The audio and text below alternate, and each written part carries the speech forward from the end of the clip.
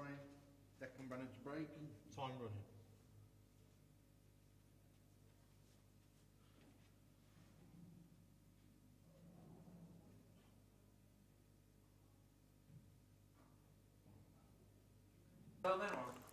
Declan Brennan wins the lag, gets frame number 1 underway.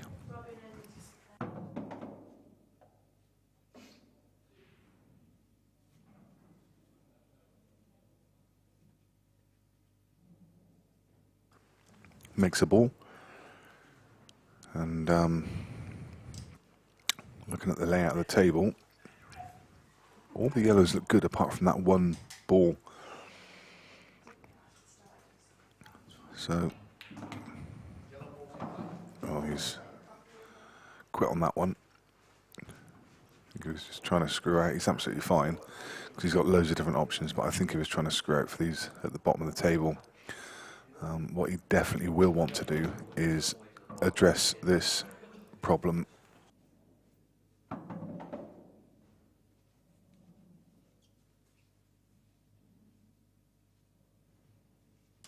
He's going to want to address this problem with this one bad ball immediately, which he was planning to do with his second shot.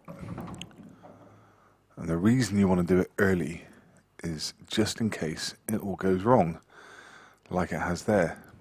That's a bit unfortunate. It actually came out okay, because I think both of those yellows will go. One goes to the bottom of the red, and one goes to the top of the red. But regardless of that, it's an early error, and lets Jimmy in with a chance. And Jimmy, I think he'll probably be feeling quite good about his game, having had his back against the wall, being way behind against Dom Cooney, turn the game around. So he'll feel like he's got a new lease of life.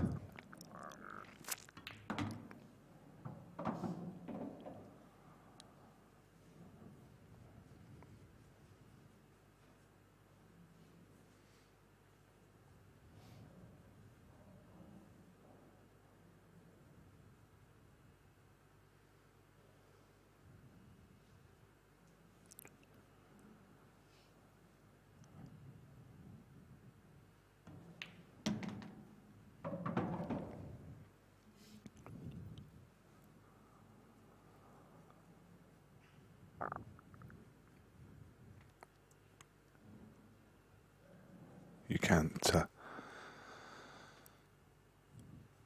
really wish for a better start or a better opportunity to settle into a match.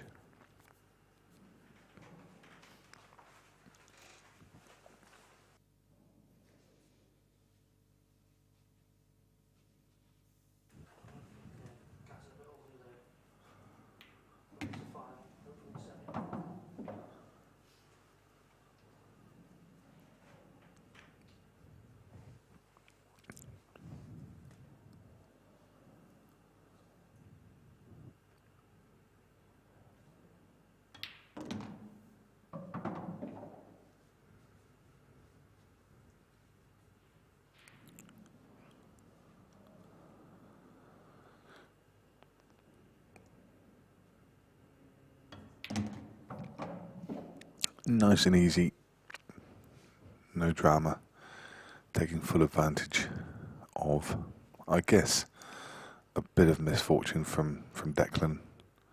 Tough to call that a mistake, but as I say, Jimmy Croxton will be over the moon to be able to settle into the match in that way. He takes an early lead. It's 1-0. 4 games in action.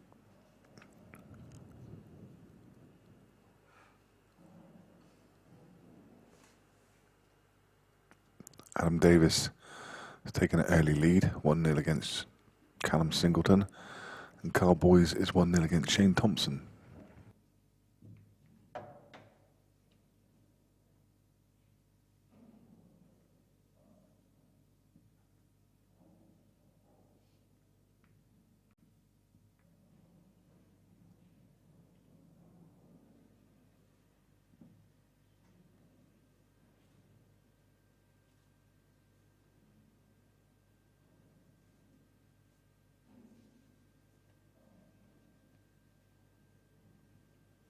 Frame 2, Jimmy Croxton to break, leading 1 frame to 0.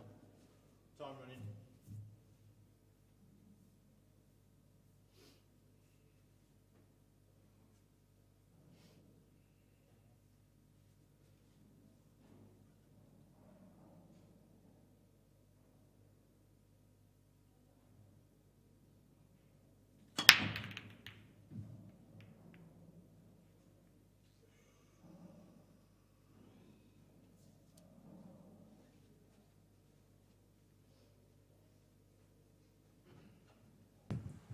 Try break.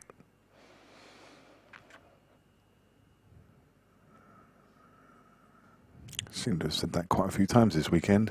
This table has been, well, it'd be nice to get a percentage of breaks versus successful breaks versus dry breaks. Doesn't want that to go on the rail. Nasty now.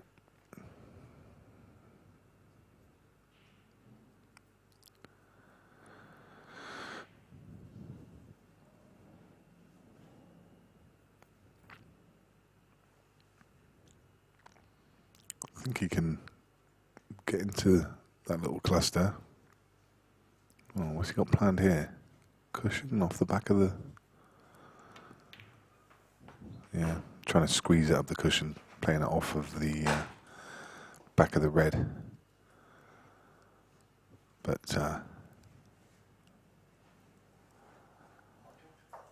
kind of surprised that he played it that way. I guess he's just taking a little bit of a liberty, knowing that there's a couple of reds tied up. So he can just develop, knowing there's a good chance he'll come back to the table.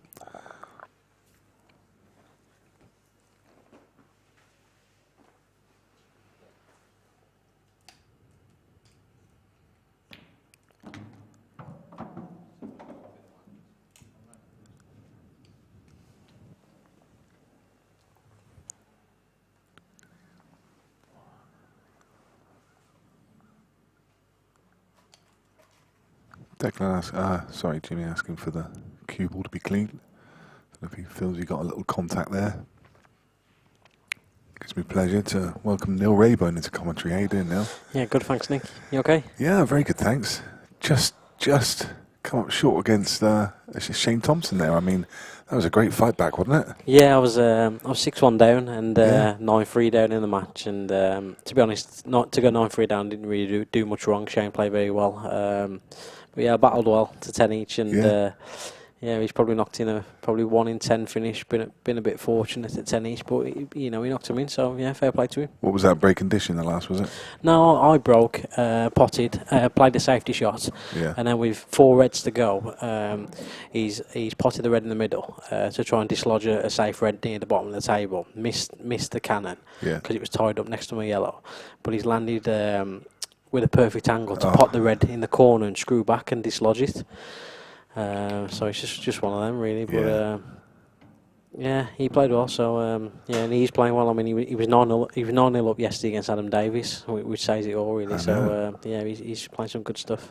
Yeah, he's in the form of his life at the moment. I know he's been putting in a lot of table time to prepare for the money matches that he's got coming up. But I was quite surprised at the scoreline, but no surprise to see you fight back at him. So starting to wing it a bit now in this frame. It was a bit messy and running out of options now. Yeah, I think he tried to play the red off the yellow there to make the other reds available on the right hand side.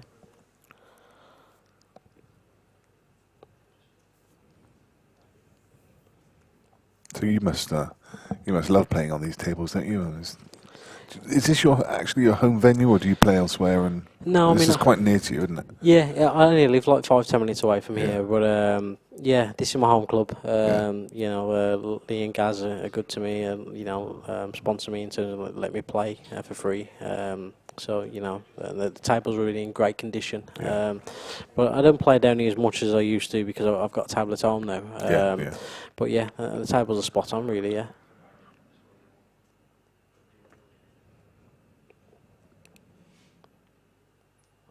Did you catch, I don't suppose you caught, did you catch any of the end of the last game? It's a real nervy affair, that one, between Jake McCartney and, it was, went to 10 each in the end. Josh Kane, bit unfortunate, I guess, but... yeah, I heard what happened, yeah. He left the free ball planned, didn't he, Nick, or something? I heard.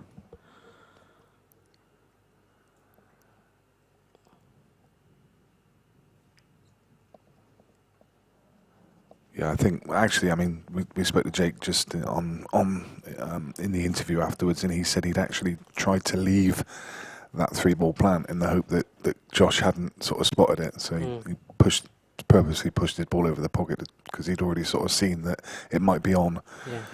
So it's good to see Jake getting so deep. I mean, he takes the game very seriously. He's had one of these Supreme tables flown over to Australia so he can practice on it. Yeah. So just shows his commitment. Yeah. It's obviously it's a massive commitment to come across for every event. 'Cause he actually lives in Australia, doesn't he? He does, yeah. Yeah. Flies over for every event.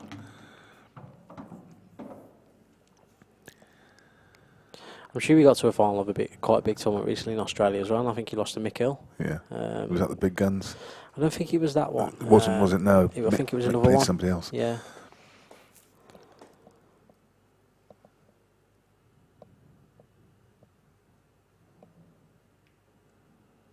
So Declan feeling that the attacking options were running out, so decides to lay the trap. Yeah, obviously Declan's, taking on the form that he from the last event, so he's probably the man to beat. Played that really low with loads of right hand side just to straighten it up.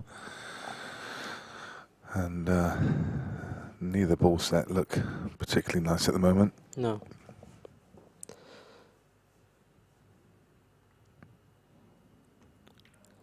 I've never really seen much of Declan play, to be honest. But he obviously must be a really, great player, really, to win the last event. Yeah. And obviously he's in the business end again. Yeah, I did wonder in the last event whether it was he played so well all weekend. He was sublime, and I just wondered if it was one of those kind of purple patches, and whether he could recreate it. And here he is again in the quarter final. It's testament to how good he really is. Yeah, definitely.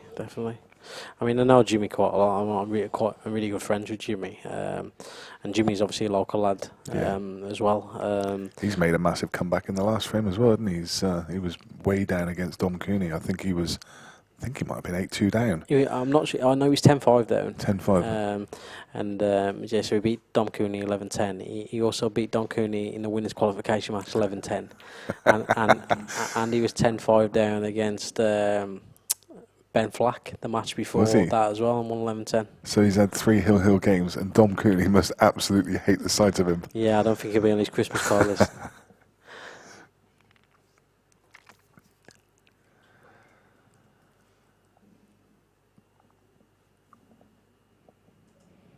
So it should be fairly simple, plain sailing for Declan to level things up.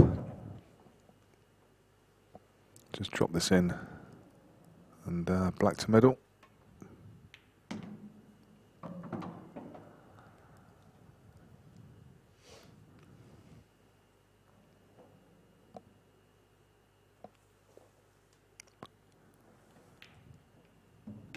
Oh, just off the far knuckle. It was the right pace, and it falls in, and it's 1 frame each. If you're recently joining us, you're watching event 2 of the Supreme Pool Series. This is the Supreme Masters, and you're watching the quarterfinals and the scores from around the room. Adam Davis 1-0 against Callum Singleton. Jake McCartney 2-1 against Craig Waddingham, and Carl Boys has gone out to a 3-0 lead against Shane Thompson. Carl Boys is reeling back the years this weekend, didn't he? Yeah, I think he's actually got an English pool tablet on now, so Yeah. I think he's just started to put a lot of practice in because predominantly he's the last few years he's just been playing American pool, but I think that's took a bit of a back seat now and he's playing a lot more English pool events.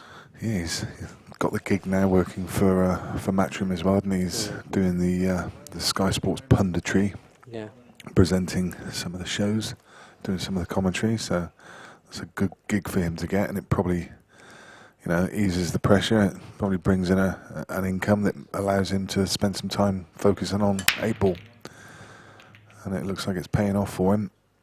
He's having a great weekend. And to be fair, without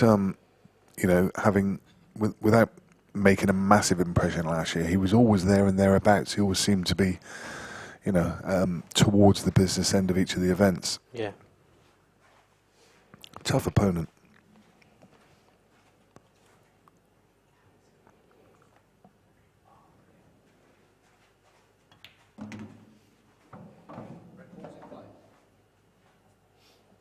So Declan's hit a good break there, and he's been a bit unfortunate, really, hasn't potted the ball.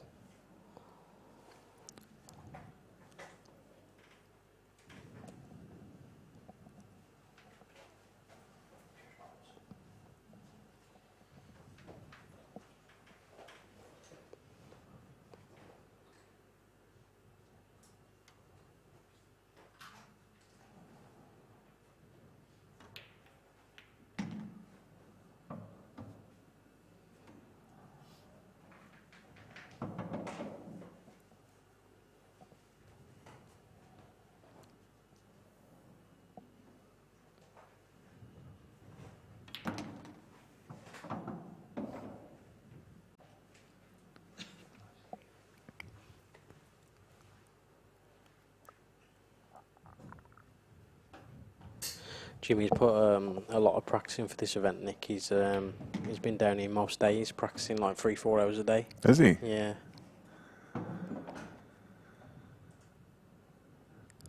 Is he with a practice partner, or does he just come and do drills? Or I think a mixture of both, really. I practice with him a little bit as well. Not as much as what I used to, but I think it's a mixture of doing drills and practicing with local lads as well. Nice lad, Jimmy, isn't he? Always got a friendly smile. He's a very good one-ball potter, Jimmy is, because he's got a good snooker background. He used to play a lot of snooker when he was like a junior. Yeah. So he doesn't actually miss many balls in open play. I think one of the things that possibly does let him down is his break. Yeah. He doesn't probably break as well as some of the top guys. Yeah. But when the ball's actually there to be taken out, he won't miss much. The thing is about Jimmy, if you looked at the last 16 and then subsequently looked at the last 8 and you asked people who's your favourite, who's going to win it, virtually nobody will mention Jimmy, but he's more than capable of winning, isn't he?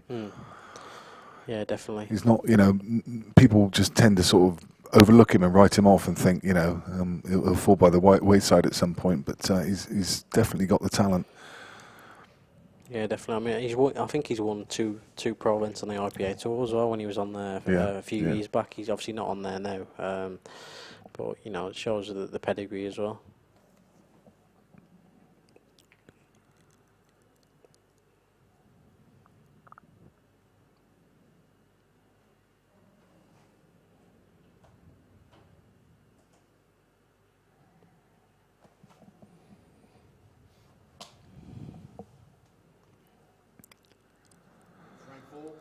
Jimmy Croxton to break, leading 2 frames to 1. Time running. So, quick look at each one of the players. James Croxton, nickname the Daft One. He's 33 years old. He uses a Tony Wilshaw cue with an Elkmaster 9.5 tip. On the bigger side for tips, isn't it? 9.5 for a pool player. Yeah. I think Adam Davis is probably around about that same size. Maybe even, I think Adam uses a 10mm tip, which when you think the contrast, I mean, there will be players in this. I think Callum Singleton uses like 7.3 mil. Yeah. There's a big contrast between the two. I mean, me personally, I'm sort of in between. I use about 8.25, but I've tried smaller tips, but just get too much reaction. I mean, you have to be that much more accurate on this, hitting the centre of the ball because there's so much more chance of impact inside. What about yourself, user? I'm my Q's 9 mil. 9 mil. But it's probably gone down a little bit now, so it's probably like an 8.7, 8.8. Yeah. I mean, the advantage of obviously having a bigger size tip is that, like you say, those pressure pots you need to pot under pressure. Yeah. It's easy to find the middle of the white. Yeah. Whereas obviously using a small tip, you could throw someone wanted side on there under pressure. Yeah. So. Yeah. Yeah, always just a case of personal choice, isn't it? I mean, as I say, there's players like Rob Chilton who basically uses a toothpick for a cue, doesn't he? Yeah. Anyway, Jimmy. So, European professional champion, professional cup champion, Golden Q singles champion. Started playing pool at the age of 9 due to his father playing in a local pub. And went on to junior and senior county and eventually onto the IPA tour. His biggest influence was his dad supporting him and also having him as a friend to practice with. Practice partners in Gareth Potts, Lee Kendall, Adam Davis and yourself, Neil. So he said it's always been a huge help to have players of that kind of calibre to practice with. Yeah, we're in a fortunate position in Stoke really because there's a lot of good players in the area. So obviously, you can help each other, push each other's game on. And the good thing about Gareth is he's a very good analyst of the game as well. So if you were practicing with him, he probably, I guess he'd probably coach you a little bit as well, wouldn't he? He's probably going to sort of, because he analyses your swing and the the way you address the ball and so on and so forth. He's really good at noticing things. So if there's something going wrong with the game, he's very observant. Yeah. So I'd imagine from that perspective, he's a good guy to have on your side. Yeah, definitely. I went to watch The King of the Hill with Jack Whelan and Tom Cousins, and I noticed that both Gareth and Jimmy were there, and Gareth was kind of in Jack's. I know he's a friend of Jack's, and I think he almost sort of has taken Jack under his wing a little bit. And Jack would, go to him between frames, and Gareth would just be giving him a little bit of coaching and probably just making sure his mental state was right, so on and so forth. So like I say, he's a good man to have in your corner. Yeah. He's very knowledgeable of the game, and obviously he's been there and done it. So there's not many better people to obviously put you on the right path really. Jimmy's favourite Q Sport player, Ronnie O'Sullivan. And Jimmy's biggest ambition is to win one of these events. So who put it past him? Now he's 3-1 ahead.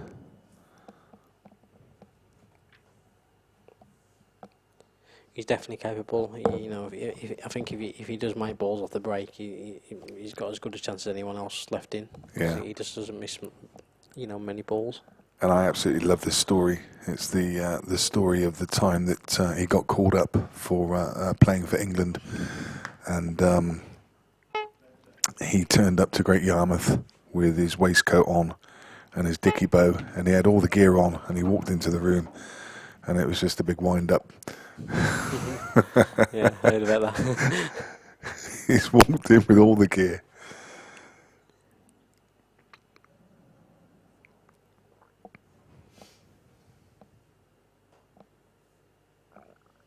Poor players are so cruel.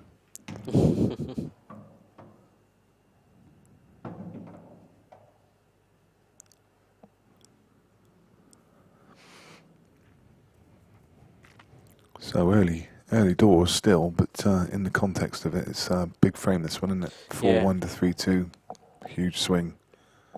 Just got to make sure he leaves the correct angle on the one in the middle so he can float down. Just come far enough? Just enough, yeah.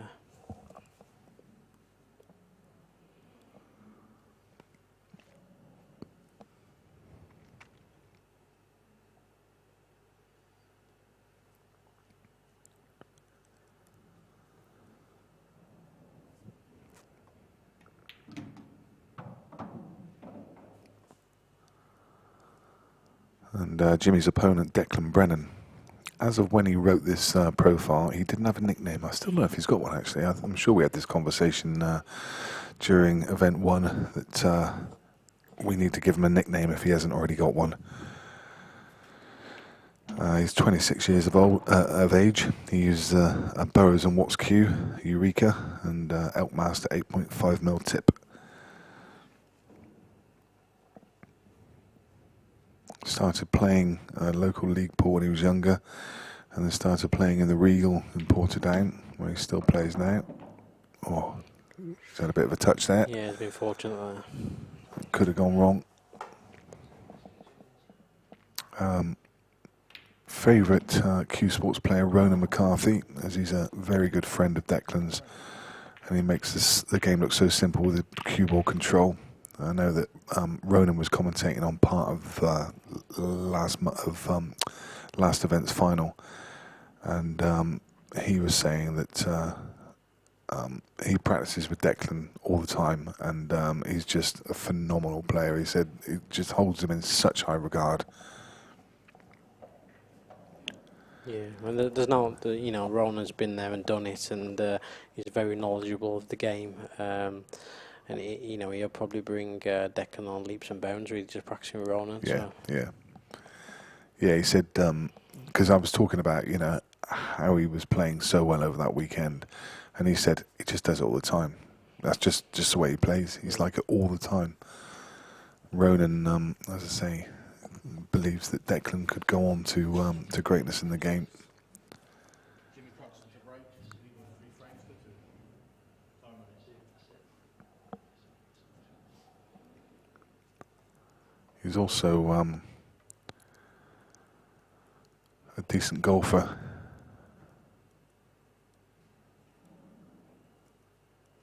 I think quite a few pool players and snooker players, for that matter, they make reasonable golfers. I think cricketers tend to make decent golfers as well. It's about that timing, isn't it? Yeah. Timing of the ball. That hand-eye coordination kind of crosses over. A little wry look there from Jimmy's. Yeah, draw right there from Jimmy, but there's a lot of work to do in this frame still. Yeah.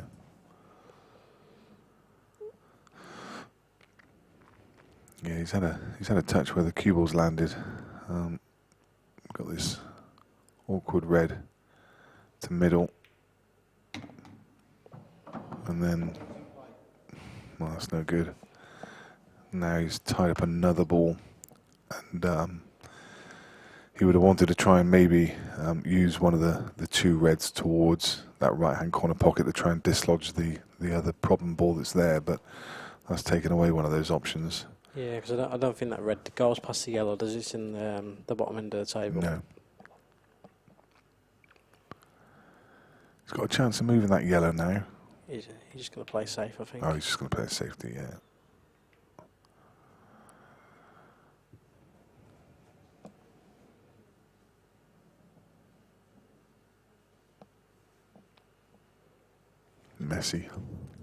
Messy table. Jimmy just going to return the favour. Play a containing shot. Jimmy plays a lot of these rules now because he doesn't play on the IPA tour, and he does obviously play the UK tour. He mainly when he practices, he mainly just plays Supreme rules. So he's tactically really aware. Yeah. And he also plays a lot of. He plays quite a bit of Chinese 8-ball pool with Gareth as well. So he'd be quite good with the rules. It must be quite difficult to for someone like yourself who's on the IPA. So obviously you need to stay absolutely fresh with black ball rules, and obviously coming on this series as well as Supreme. I mean, how do you try and find a balance between the 2? I don't really. I probably play these rules when the event starts on the Friday. I probably start practicing the rules on the Monday. Yeah. But because I've been playing a bit of Chinese 8-ball.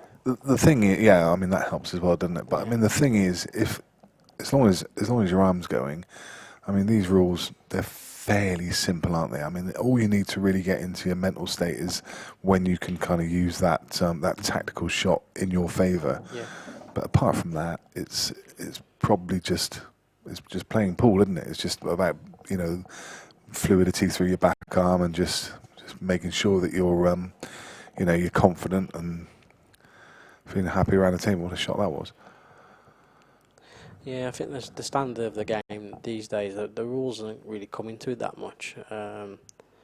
Because a lot of people are just breaking clear up all the time, so it doesn't really make much difference what rules they play. Jimmy, a much more emotional player than Declan. He doesn't mind wearing his heart on his sleeve.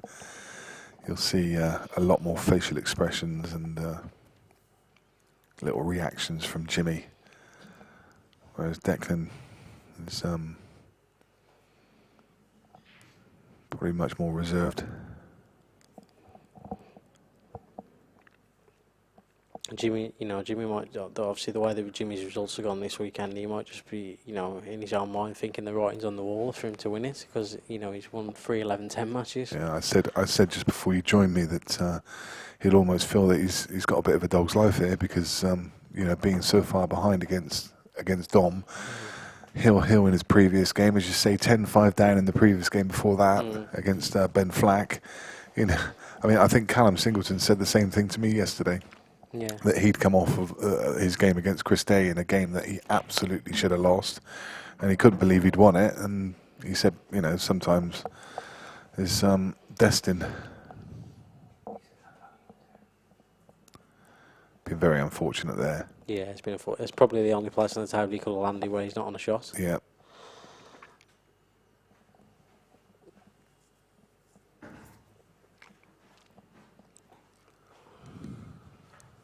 I mean, trusting to luck a little bit, but for that red to go all the way to the top of the table and then just land where he's got absolutely nothing.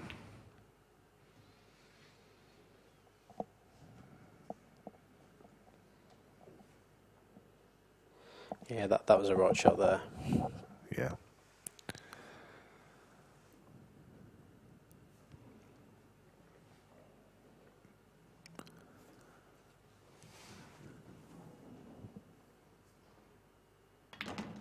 So what can Jimmy find here?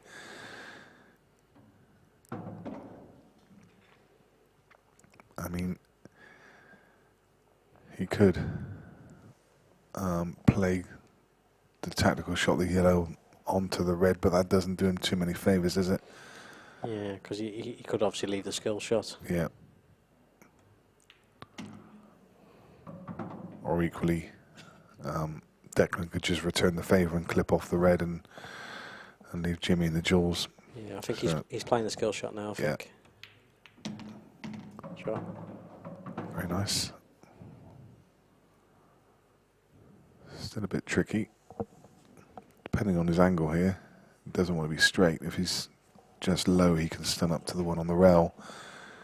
If he's just above it, it's difficult to see from here. Yeah, he could just. Yeah, I think to punch that quite a bit. I think he was a little bit too straight, really. Yeah. It's still awkward, isn't it? I'm just going to have to play this with side. Yeah. It wasn't easy, was it, that, Nick? No. And putting that bit of side on it just sometimes can throw the object ball as well. Very tricky. He may have actually been better just potting that yellow, rolling it through, and then playing the one at the bottom, second to go, and then going up for that one last. Yeah.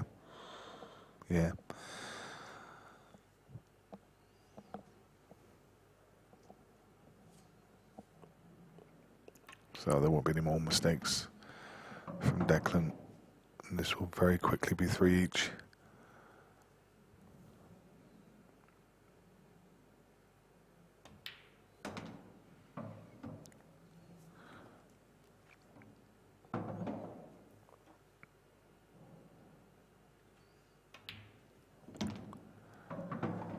Scores from the other games. Adam Davis is currently 3-2 up against Callum Singleton. Jake McCartney is 3-2 up against Craig Waddingham.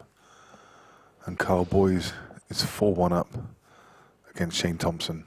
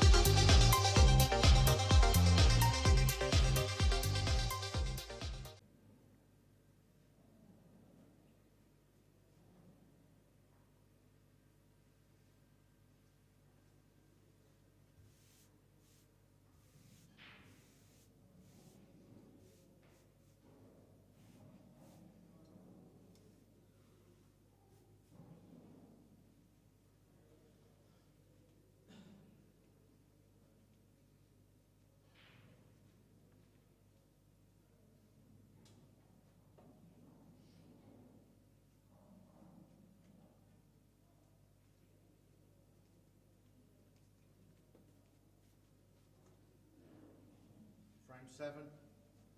Declan Brennan to break. 3 frames all. Time running.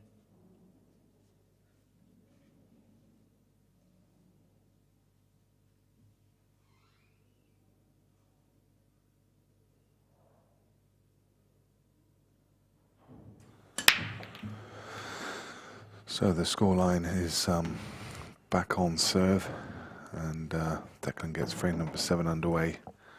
3 frames each. Yeah, he's hit another good break there, Nick. Yep. He does hit the break really well, to be honest. He hits it really flush. I fancy him to pot a ball more times than not, really. They've come out a bit awkward, haven't they? He's obviously got the one tied up next to the yellow, which he can move now, but then he's got the red towards the top of the table. It doesn't pop past the yellow. Didn't want to stick on that.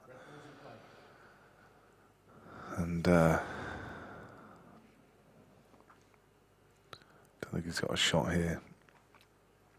Unless he can run across the face and get it thin enough to go middle bag, but it's not there. Just going to play a little delicate dab.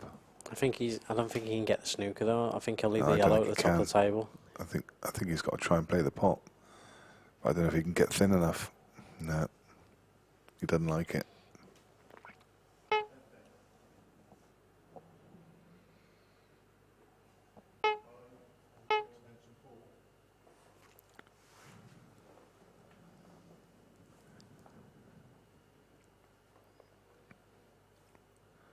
So he's just looking at dropping on to the red on the left-hand side cushion. Yeah, I think if he leaves the white in the near the corner pocket, he's not going to leave that much.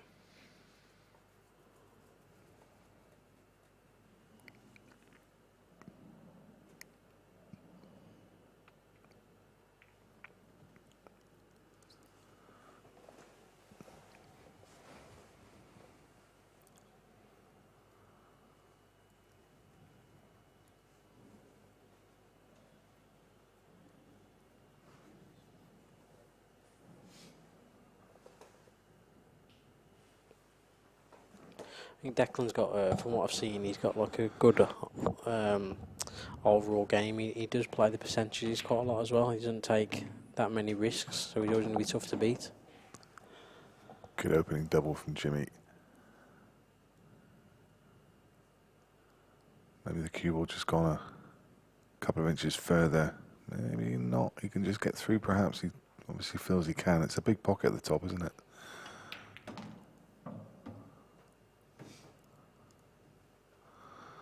Now, a decent opportunity. I think he's just the right angle on the yellow to middle to drop up on the awkward one near the bulk line. Yeah.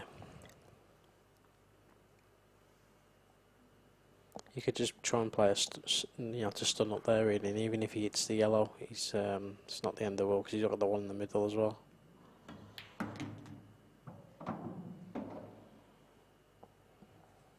He's still come out okay. Take the one to middle, and now with that red out of the way, you can just pick a spot.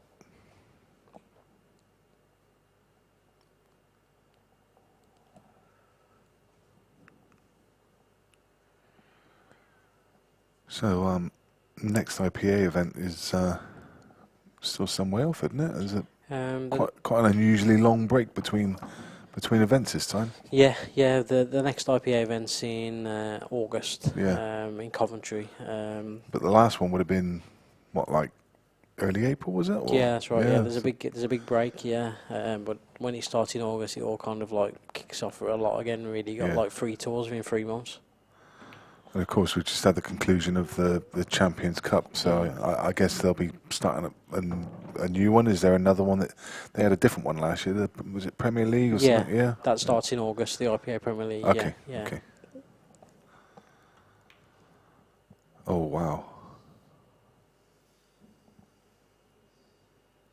He's missed that, Nick, because obviously he's played it with Sai because he was worried about catching the red on the right hand side. So this is quite possibly where Declan could use the rules to his advantage. If he thinks he can play the shot, he could just run off the red closest to the yellow, pot the yellow, and snooker in behind that red. There's probably a bit too much risk in that shot, so I'm not sure he will play it, but he may just try and get a better angle that he could play that and then screw in behind the yellow just above it. I think he's... Yeah, that's a shot. Yeah, I think he's just landed about okay there. He put his hand up wanting the ball to slow down.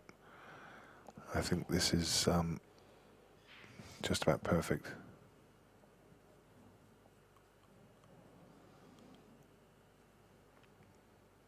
Still needs to judge it well. There's not any margin for error. Oh wow. I think it's because the yellow wasn't quite over the pocket, was it? Yeah, it was just the side of the pocket. It was one of those you almost take for granted, and well, look at that. That's the difference. If that ball drops, then Jimmy's in all kinds of bother, and as it is. That shot's a lot easier as well if he was closer to the red, because he had a little bit of distance. I don't think he would have got that wrong if he was close to the red. Yeah. Jimmy just looking there to see whether he felt the cue ball was going to come back off the knuckle, and decided it was, and he played it well. Wouldn't ever expect him to miss these. We did see Jake McCartney miss one similarly, playing from under the rail earlier, but no such mistake from Jimmy, and takes advantage of that error from Declan and retakes the lead at 4-3. He just maybe caught Callum Singleton playing over on table 11, and the scoreline there is that he is 5-2 down against Adam Davis. Jake McCartney 6-2 against Craig Waddingham. Carl Boys 5-2 against Shane Thompson.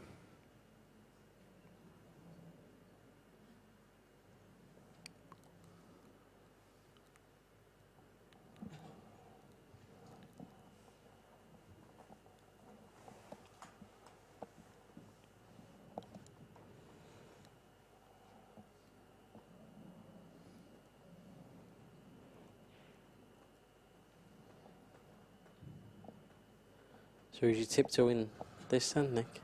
Oh, I don't know now. He's gone. Who was he tip? I fancied Marshy actually from Yeah.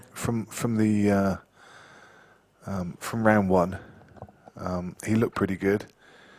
Even though he said that he was struggling. He was struggling a little bit with the pace of the cloth, and halfway through the match, I think he got a little bit of the yips and couldn't let go of the cue, but he still came through it, and then I think he struggled in the next one, but he still came through it. And I just thought, if he's winning when he's struggling, he's eventually just going to find his rhythm, and when he does, it could be, you're toast if Marshy. It's flying, yeah. Yeah. But he obviously never seemed to really settle properly.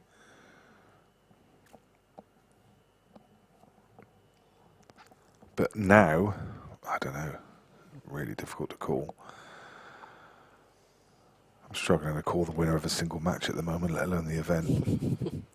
I think, we mentioned earlier that this was probably one of the most level final 16s that we've seen. Yeah. Some of the big hitters in Phil and Scott Gillespie and Liam Dunster, they'd gone out in earlier rounds. And then suddenly looking through that last 16, it all seemed fairly well matched. And in fact, that was probably borne out by the scorelines, because they were all fairly close scorelines all the way through that last 16. There was no big, sort of 11-2s or anything. All of them were quite close games that could have gone either way. So I think that's why this has probably been one of the hardest in which to call the winner. Jake McCartney, 6-2 up against Craig Waddingham now. He's having He's having a brilliant weekend. I think it'll be a sleepless night for a lot of Aussies tonight if he goes deep, if he goes all the way. He might even, attract more Australians to come over. Hope so, yeah. In some ways, I'm kind of surprised that it didn't attract possibly one or two even Chinese, given the rules. Yeah. And maybe even one or two Americans. I think that Gareth Potts said that Corey Jewell was interested in playing a bit of English 8 ball, and I thought, as soon as the rules changed to something that they were familiar with, then I thought maybe they might be giving it a go. I think Corey Jewell played a bit of snooker as well. So Yeah.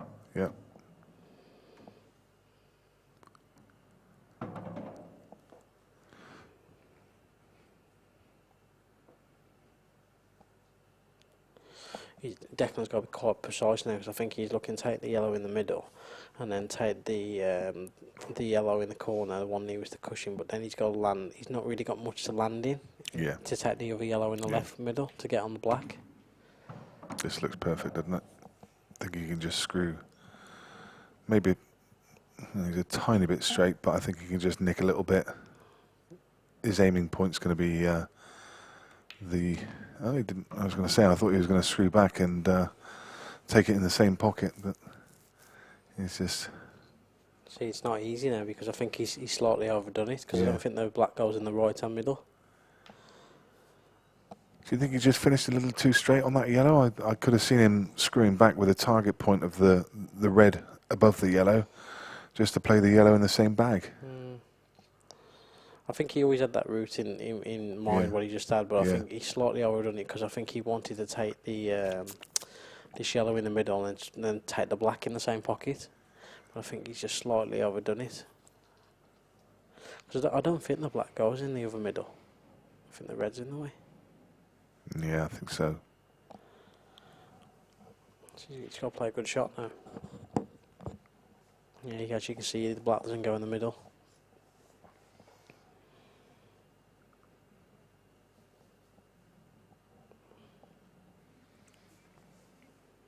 He's going to have to play this with pace, which makes it missable.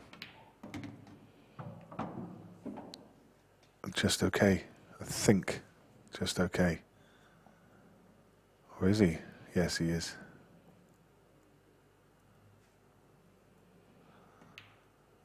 That's fine margins there, isn't it? I mean, he's literally, if that red was about 3 or 4 millimeters just to the left-hand side, he wouldn't have had a shot. You see, Yeah, another day you're snooking yourself in the black there. Yeah.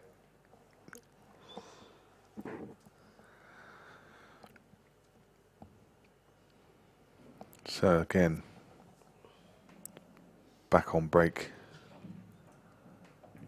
4 frames each. Declan Brennan will break in frame number 9. Craig Waddingham's pulled another one back against Jake McCartney. It's now 6-3.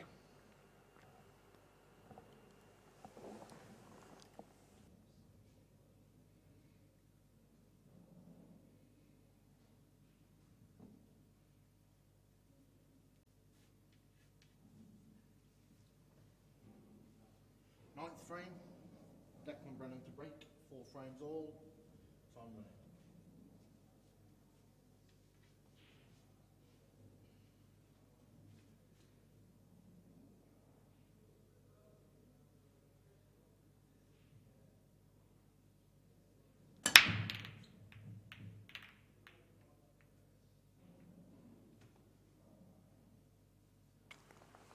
I mean, Declan puts absolutely everything into that break.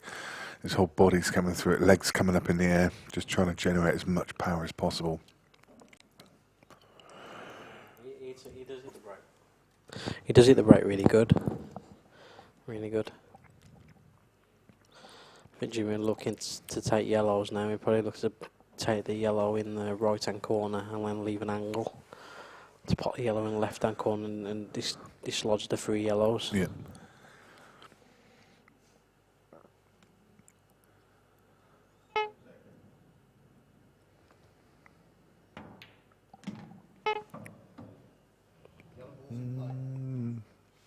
okay, not the perfect angle.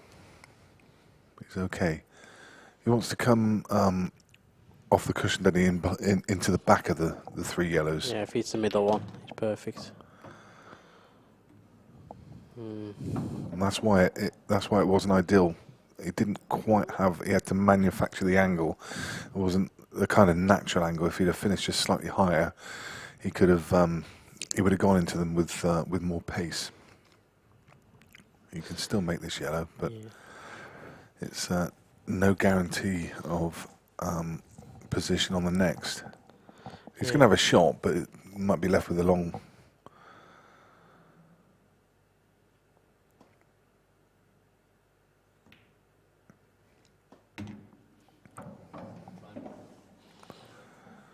Yeah, this was always going to be the problem. Now he's got a bit of a test of cueing.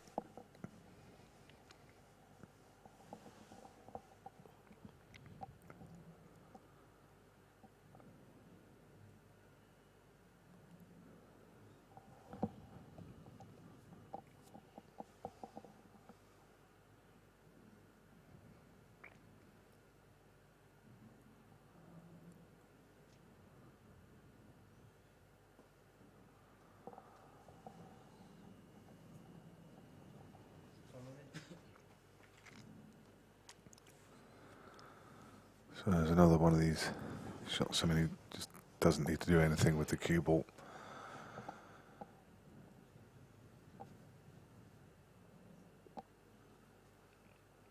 Just focus on the pot.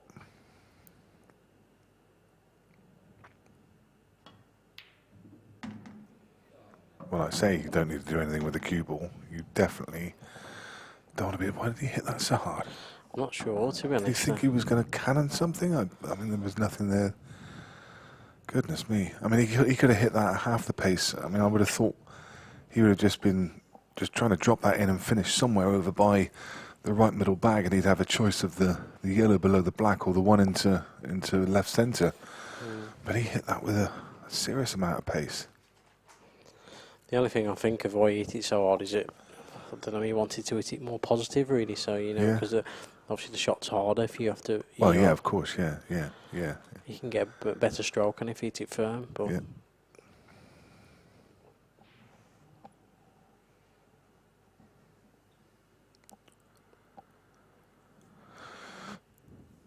And Declan's played the correct shot there.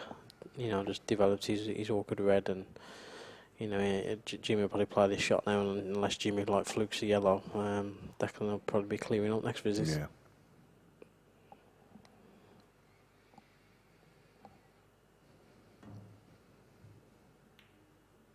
That was a tough shot. Tough to judge. The red was on the side cushion, was in the way of the angle.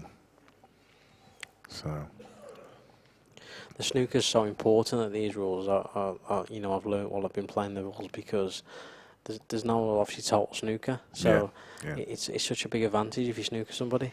Yeah, they've got to play it at pace, then, haven't they?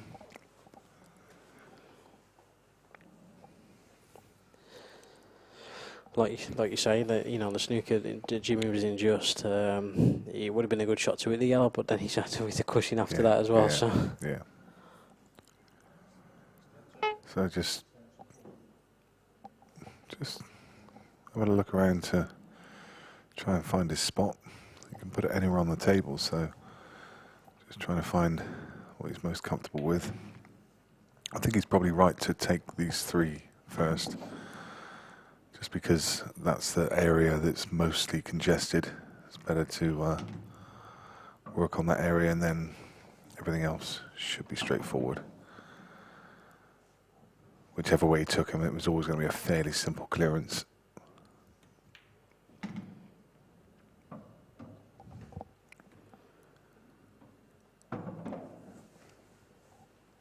Are you? I mean, you say you've got your own table at home. Are you a big practicer? Yeah, I do practice quite a bit. Yeah. Not all the time really, but I do, because I've got a job and things. But I do try and put as much time as I can. it's a massive advantage having a table at home, though, isn't it? I mean, you don't have to get in your car and drive to the club. If the missus decides she wants an early night, you can just go out and have an hour. So it's just that much more convenient. Yeah, definitely. I mean, it's definitely helped me a lot, really. Over the last 3 years, I've been quite consistent on, especially the IPA tour. Yeah. And a lot of it's been down to I've been able to practice more. I don't necessarily think that my best game's got any better, but I feel like I produce it a lot more now, but just because I'm playing more. Yeah, so. yeah, it's that consistency. The thing is, I mean, the thing about practice, some people say they never practice. I mean, Chris Melling was saying that he doesn't practice between events, and probably because he's got such a busy schedule. But the thing about practice is that it gives you not only the confidence, but it gives you the muscle memory. You know, so you've always got your arm going through those shots, and you know exactly what you need to be doing. Your arm just remembers how hard you need to. It becomes more an instinctive thing rather than trying to strive.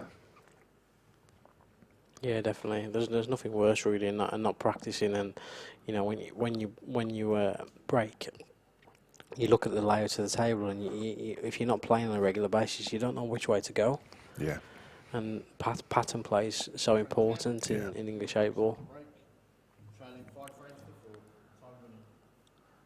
Do you find, because I think, I mean, pattern play is probably even more important in Chinese than it is in English. And do you find that playing Chinese helps with your patterns? Yeah, it definitely. Yeah, I mean, I don't play as much as I used to now, but I do give Gareth a game, you know, as and when I can. But yeah, in the Chinese 8-ball, because the game's so difficult anyway. If you do take the balls in the wrong order, you've literally got no chance of clearing up. Yeah.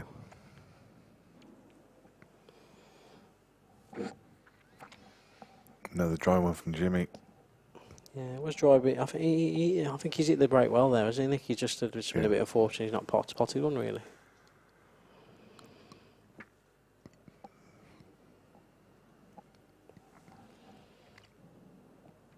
Do you think yellows if he can find an opener? Yeah, if he can pot a yellow, I think he could go yellows. If not, I think he'll end up going reds, and he'll take the red out of the pocket first shot. And his last ball will be the. He's going yellow, so he can obviously cut this yellow in. Yeah, I think it was very much about whether he could cut that one in. If he could, then yellows are the better ball.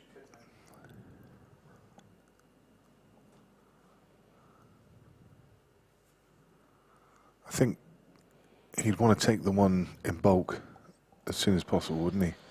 Yeah, probably like cut this yellow in the middle now and then get on that ball next shot.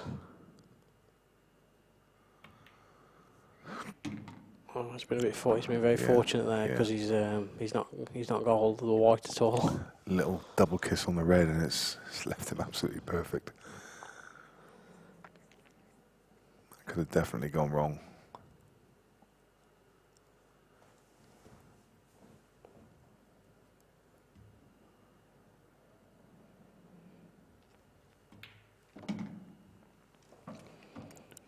He's got a few options now. He could cut the yellow in the left-hand corner there and knock the black over the middle, or he could just settle to double the black. Yeah, just how he sees it really.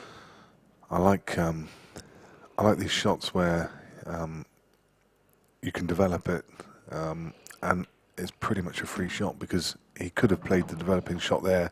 As long as he gets a fairly full contact on the black, he's guaranteed to be on one of the other yellows. He obviously feels much more comfortable playing the double. You might possibly even try and get on the same shot on the yellow now and then try and pot this yellow and then land so he can kit the yellow. He's missed it again. Yeah. I think he missed that, Nick, because he tried to land in a position where he could pot that yellow and then pot the other yellow and then kit the black over the middle. Yeah.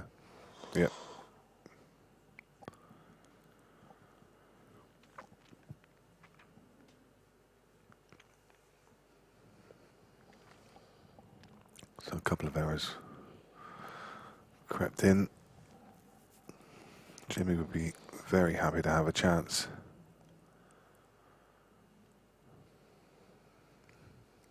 Not an easy table for Jimmy though, really. Really not. I think he'll be looking to pot this red at the top end of the table, and then he's not played a good shot there at all.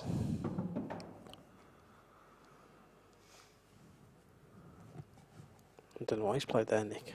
No. No. He's obviously going to kick this red off the side cushion now when he cuts this in. That works. But, still got this problem. I mean, it's not a difficult skill shot, is it? With the yellow being fairly deep into the pocket, it's one you would expect him to get, but he needs to land nicely on it. Yeah.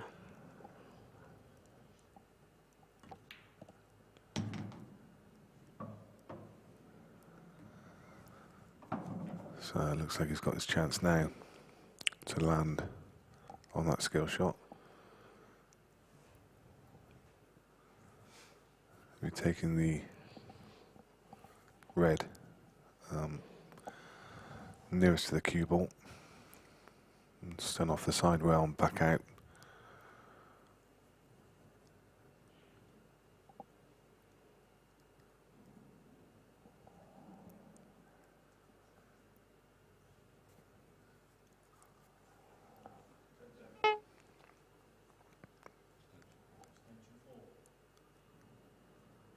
Just taking his time. Calls his extension because he didn't want the countdown while he's in the process of playing the shot. Yeah, I think he's still okay. I think he's stunned it a little bit too much than what he wanted, but would have liked to have been just a bit lower to make this that shade easier, but it's still one you fancy him to get.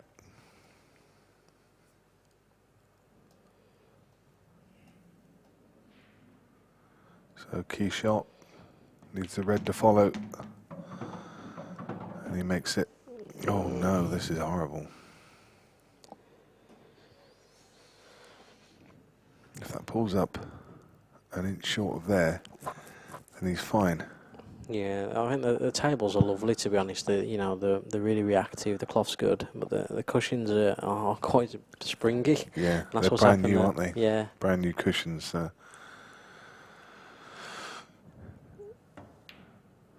that's about all he could do. This is a thin one.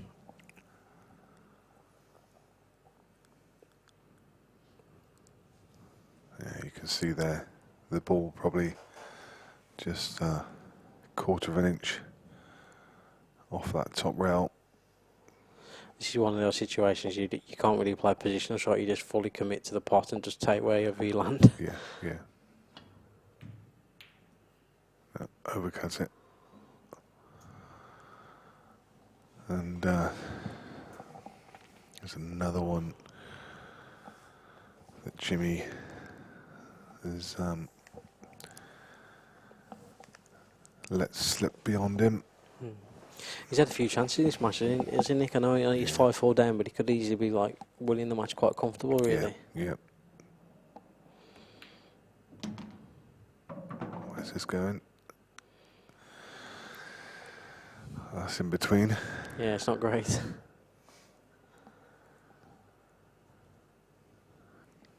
He's going to take it to middle. And it really depends on whether he wants... He's got the option to try and land on the black, hasn't he? He can play it with right hand side and try and land on the black, or he can come up and down for the double. It looks like he's going to put left hand side and maybe come down the middle of the table and try and play a double.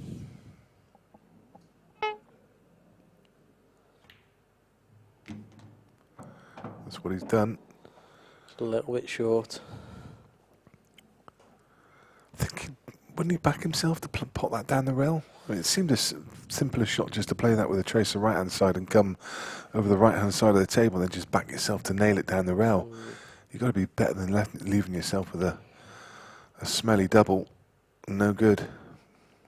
And that's one that he definitely should have taken.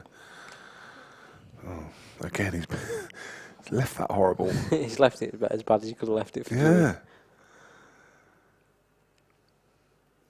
Anywhere like 2 inches off the rail, and this is a gimme. But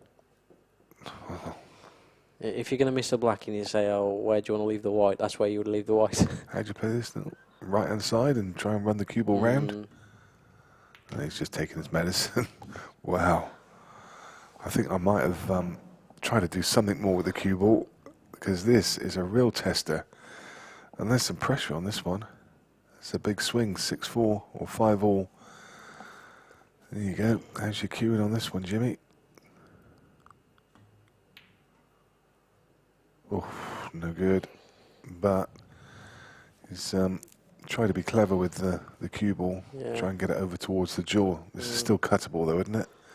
It's like the Dennis Taylor Steve Davies final black. It really is. Yeah, I think he if he makes the pot, I don't think he's going in off or anything. Yeah.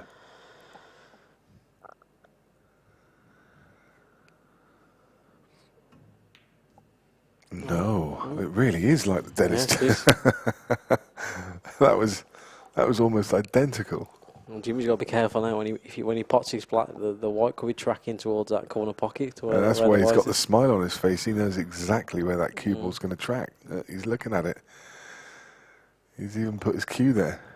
It's close to the middle. And the trouble the is, corner. as soon as you try and dig down into the ball or put a bit of side on it, I mean, over that distance, it makes it an infinitely more difficult pot. And the thing is, if you do avoid the middle bag, just bottom side, then you're worried about the top corner. I think he's okay. Yeah, I think he's okay. When you saw it from that angle, it looked like it was. It's a big frame, that was. Yeah, it was a great, big frame for sure. I'm surprised that Declan missed that black really, because obviously he was really fortunate when he's missed a double where he's left the white, and Yeah. I was surprised he missed it. I don't know if he's had a kick to be honest, because he's that thick. Yeah, I agree. I would expect them to get it much closer. But 5 each, nothing in this one. Really good game to watch. The other game scores: Adam Davis 6-3 up against Callum Singleton. Jake McCartney, well, Craig Waddingham is piling back at him. It's now 6-5, and Shane Thompson's coming right back at Carl Boys, and that one also 6-5. Tight, close games in all the quarter-final matches. The players will be starting to feel the pressure. Who's going to pick up those semi-final places? Who do you fancy? I think Adam's playing some good stuff. Adam's playing really good. Can he go one better? He made a semi-final last year. That was a grand final, wasn't he? He only got to semi-final. Yeah. Very consistent player. Yeah, he's a brilliant player, to be honest. Brilliant player. Very unorthodox style as well. Plays to sort of one side of his chin, and his stance and his back elbow always just looks so unorthodox. But he gets the job done. Yeah, he's a brilliant player. If you speak to Adam, he always says he's nowhere near the level he used to be. I don't believe it. But he's Don't believe still a it. brilliant player. Yeah, you see all these different styles. No more so that Gary Wilson, when he was the snooker player, making the semi-final of the Worlds. I mean, what a strange style he's got. It's kind of like he kind of twists his head. He plays across the bottom of his chin and then sort of twists his head into the shot. It just looks so uncomfortable. I think myself, after that World Championship, he must be in the chiropractor getting his neck sorted out. But it just proves that not everyone has to be absolutely orthodox. No, you don't have to be textbook at all, really. It's whatever works for you, isn't it? Yeah.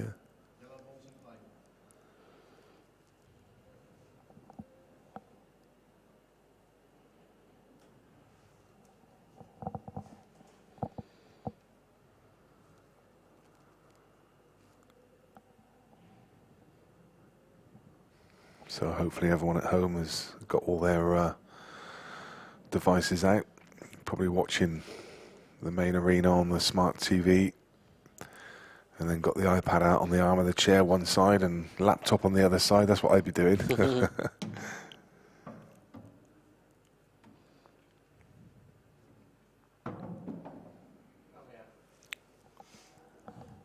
Just run out of position here. Yeah, he's lost the cue ball a bit there.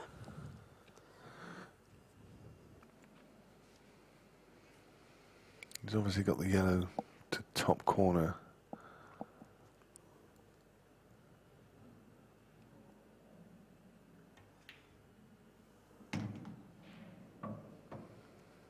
Yeah, he's back pretty good now. Pretty much this frame's going to be all about the yellow just below the middle bag. He needs to get nicely on that. Yeah. Just get right in behind it so he can drop it in. It's not an easy finish. I think the yellow does go past the other yellow, doesn't it? The one that's next to the red. It does, yeah, yeah. You're right. It's not an easy finish because of the way they're located. He needs to just take them in a particular order, and there's no real sort of natural shot to get from one to the next because that red's looming pretty big in the middle of the three balls. So he's diving up table now. I think, yeah, it looks like he's got a good angle here. He must feel that the yellow, his last yellow, he must feel that if he gets right behind that yellow, he can just drop it in the middle and he'll be perfect on the black. Yeah. Oh, this isn't any good. He's decelerated there. He's not got through the whites at all. Quit on it.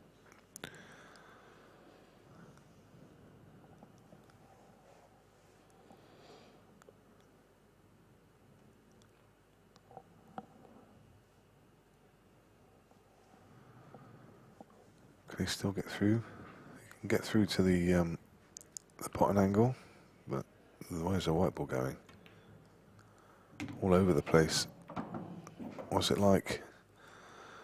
No good. He's going to play the double now in the right hand corner. Yeah. This will be some shot. He's tight past that black as well. It is tight, yeah.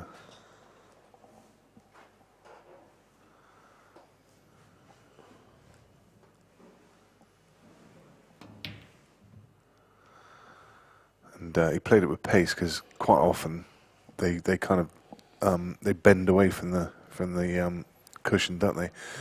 You get that little bit of bend, and it was bending towards the pocket. If you watched it closely, you could just see a slight bend as the ball broke away. But Jimmy very much in charge now. These rules punish you so much. If I mean, most sets of pool rules punish you if you miss your penultimate ball or last ball, but these probably even more so. Yeah.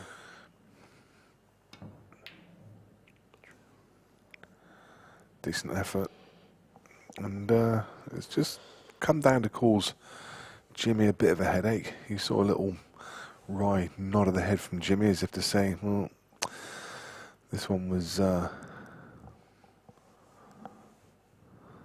okay until that yellow's come down there.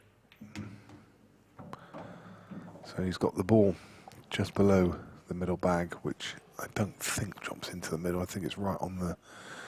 Yeah, you can see from there it's just below the point of the knuckle. So he's going to have to think about what he's going to do with that. It doesn't double either, does it? It's too close. So he's just laying another snooker.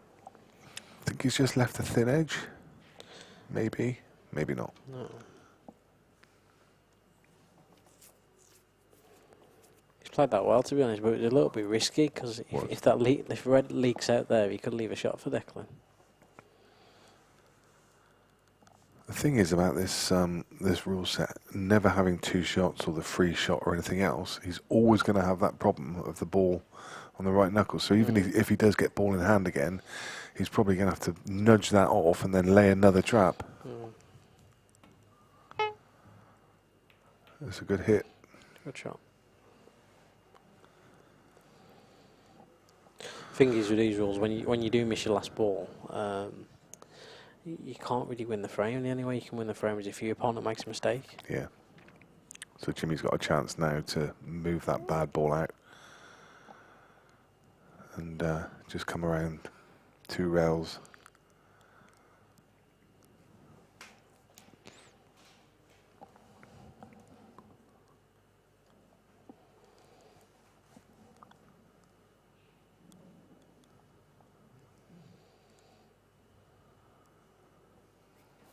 Just looking to glance off this red and leave Declan. Oh, no. Doesn't like it. He's playing another snooker. Yeah.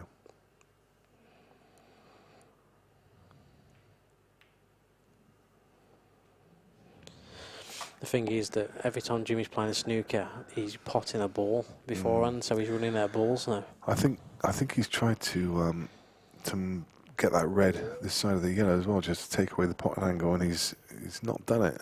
And I fancy Declan to go close with this. Shouldn't have had this chance. Yeah, I mean, even if he just hits the yellow, you know, the likelihood he's going to knock Jimmy's red to the rail again. Yeah. So Jimmy's reds are not getting in worse positions really.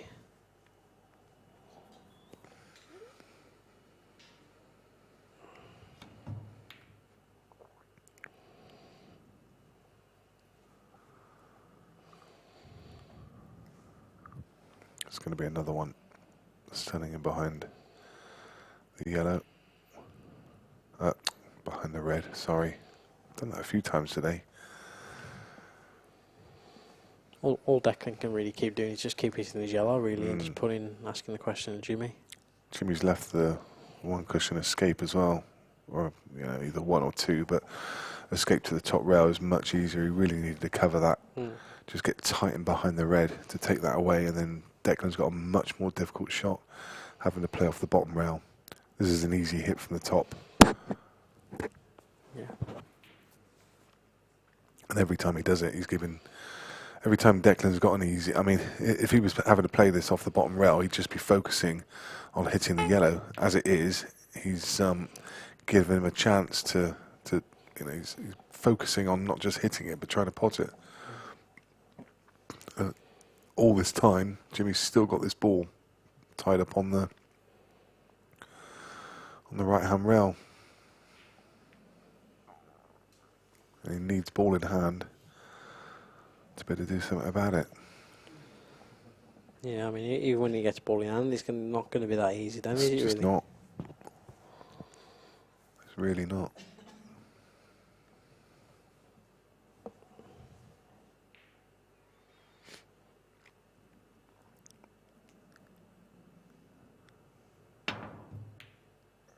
Good shot. And suddenly the options for snookering have gone, but he can still go to top cushion. I just wonder whether that was the point where he should be trying to move this ball on the right hand side and maybe just you know, maybe not go for the snooker, but just make sure that the cue ball's up on the top rail to take away any pots for Declan, just force him into some kind of double.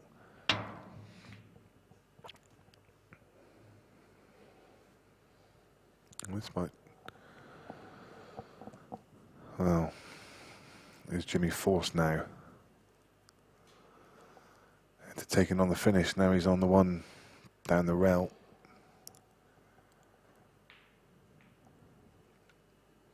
Still not taking it. No. He must feel he's going to drop in. I mean, obviously he could play the red off the red in the middle, but he's not going to be that sure where the other red's going. No. And is it not just a little bit low for that? Maybe, I'm not sure. Maybe not. Might well go. But as you say, there's no guarantee of where that red's going. Maybe I'm doing him a disservice because he was right behind it then, and it felt like he could just pot it down the rail and just back yourself and pot it. Maybe it's just inside the knuckle, and it doesn't actually go down the rail. Playing a snooker again.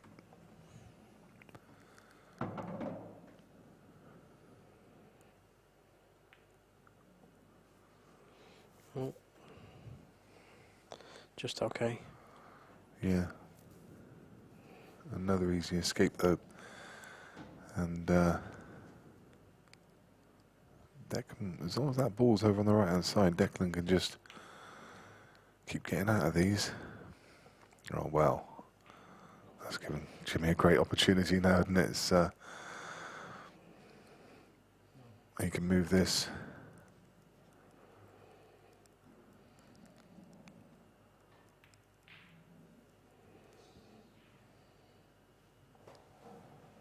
It's one of those situations now, though, because the black's all tied up with a yellow. Even if Jimmy gets a foul, he's got to play a really good shot to get on the black. Yeah. It's important now.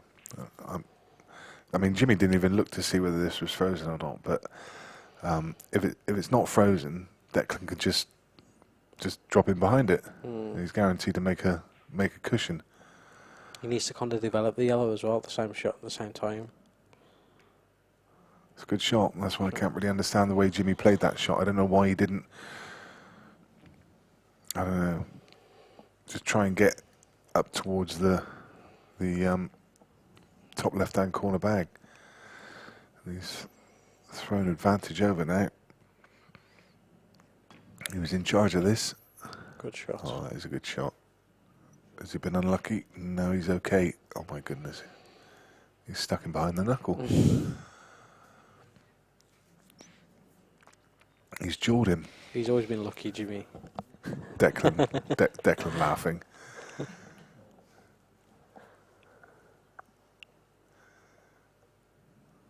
Oh, this is nasty. Oh, where's the black? Oh, another quarter of a roll and it drops. What a frame.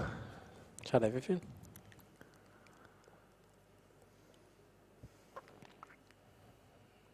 Even this isn't a natural angle, is it, to come off the top? He's, yeah, just taking his medicine, dropping it in and leaving the double. He knows if he misses a double, Declan's still, in a lot of trouble anyway. Yeah, he's going to have a horrible skill shot. Yeah, he had a free go at it.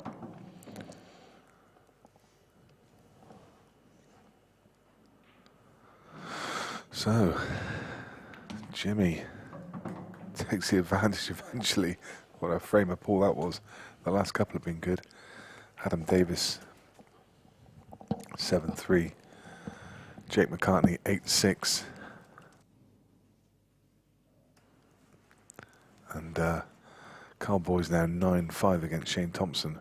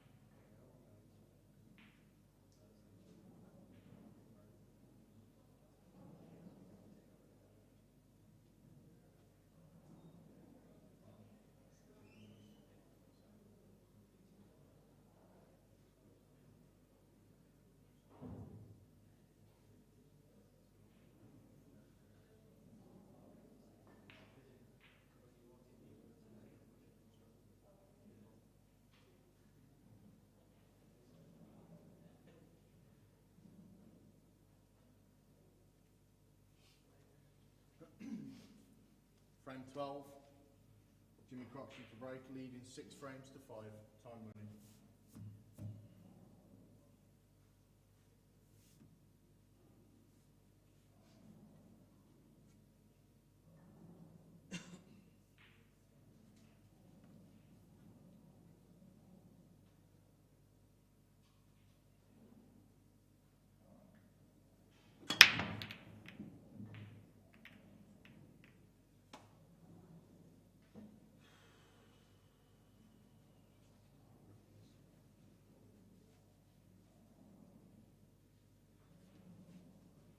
Jimmy Croxton, just as he wants to keep the pedal to the metal and take a 2-frame lead,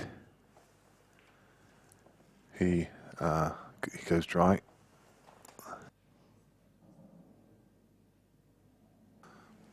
Great big thanks to Neil Rayburn for joining me in commentary. He's just had to dive away. He's got an appointment with the wife, so he's going to go over and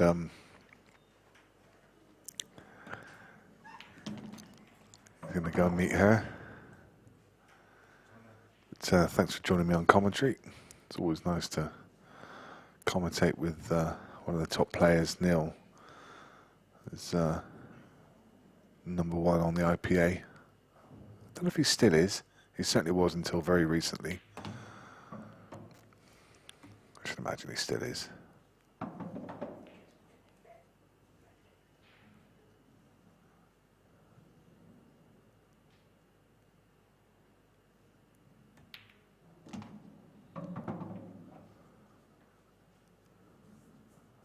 Carlo Donahue. You can see him in the background. He was looking over, watching his roommate. Oh, he's done it again, you know. He's done that a few times now. He's just tried to put a little bit of left-hand side just to make the ball check down. And you saw the ball just rotating that way, but just not enough.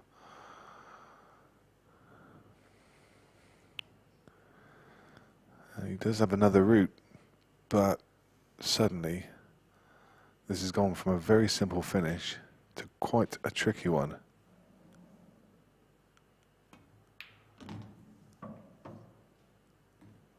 Yeah, even that. I mean, he's tried to find the route around the back of the Reds, and he's going to have to put out a good shot here. Really good shot. This one needs some cueing. Watch the fizz on this.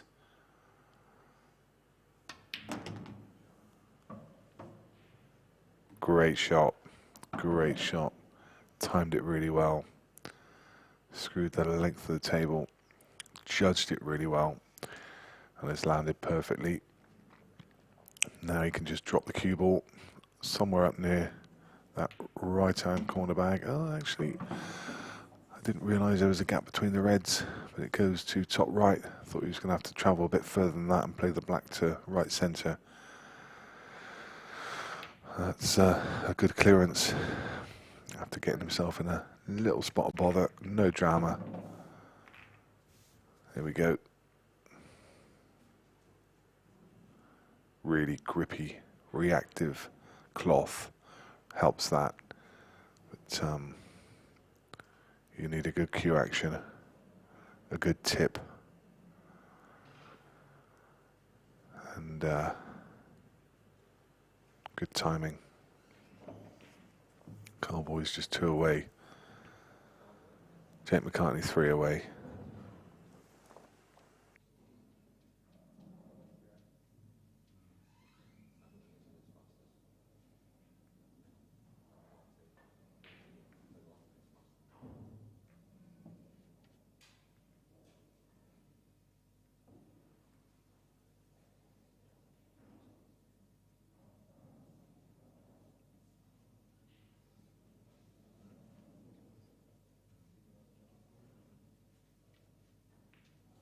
Frame 13, Declan Brennan to break, 6 frames all, time running.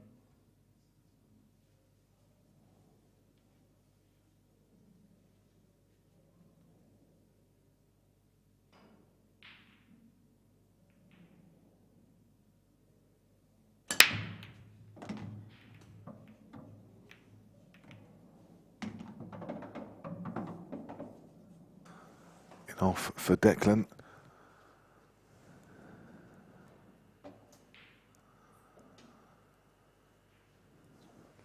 Foul, ball behind the break on, time running.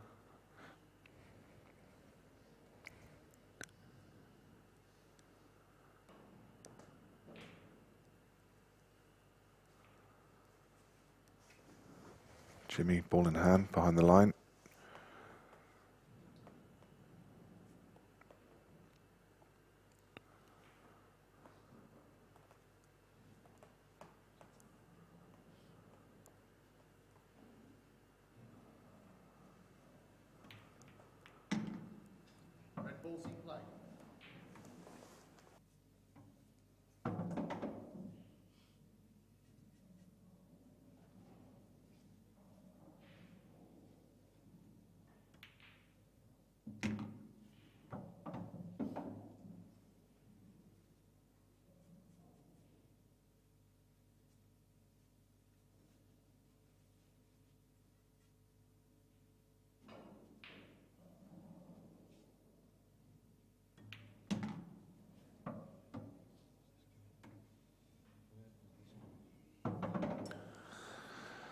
This one's gone wrong.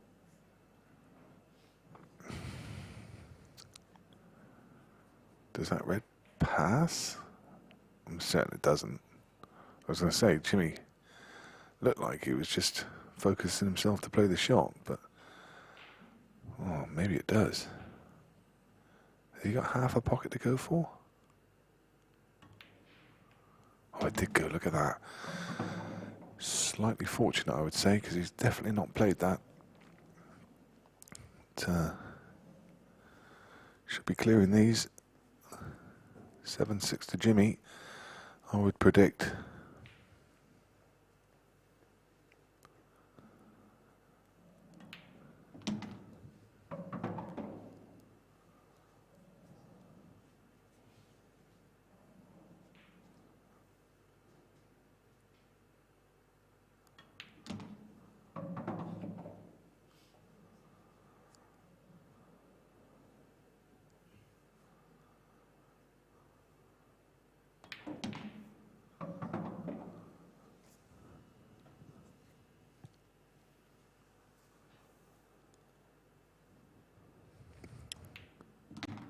Another one going against the break.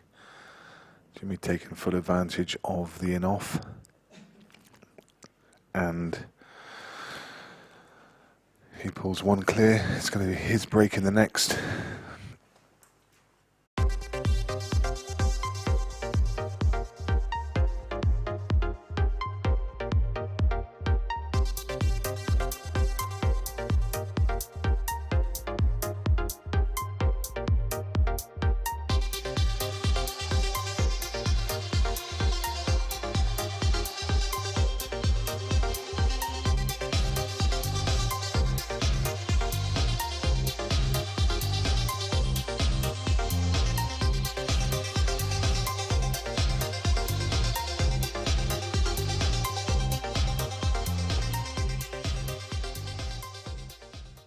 Frame 14, Jimmy Croxton to break, leading 7 frames to 6.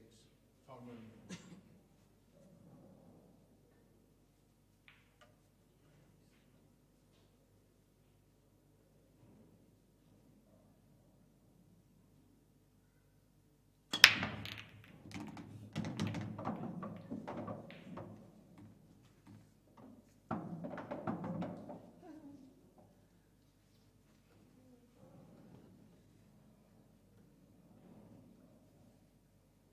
Foul, all behind the break. Time running.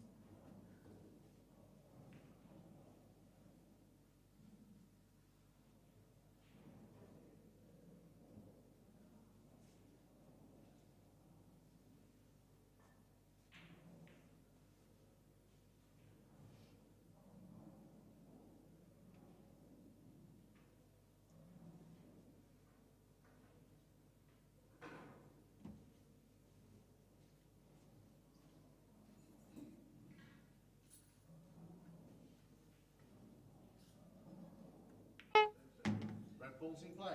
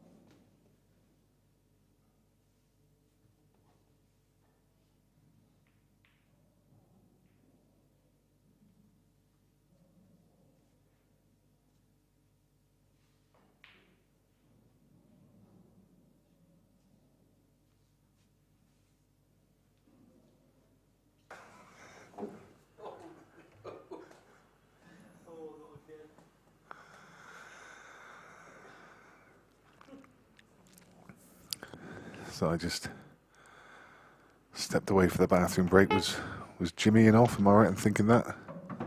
Oh, this is nasty.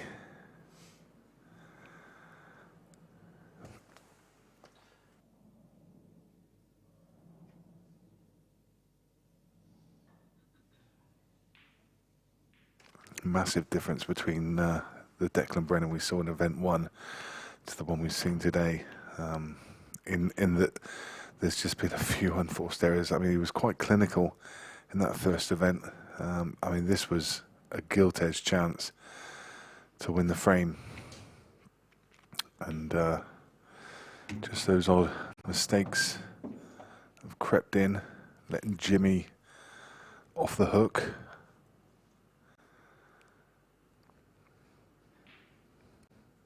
Very, very difficult to stay at that level of consistency, that real high level. Most players can only maintain it in short bursts, and totally understandably, because it takes great focus. Everything needs to come together. Your mind and your body need to merge to create that excellence, and you just can't keep it up. Day after day, match after match.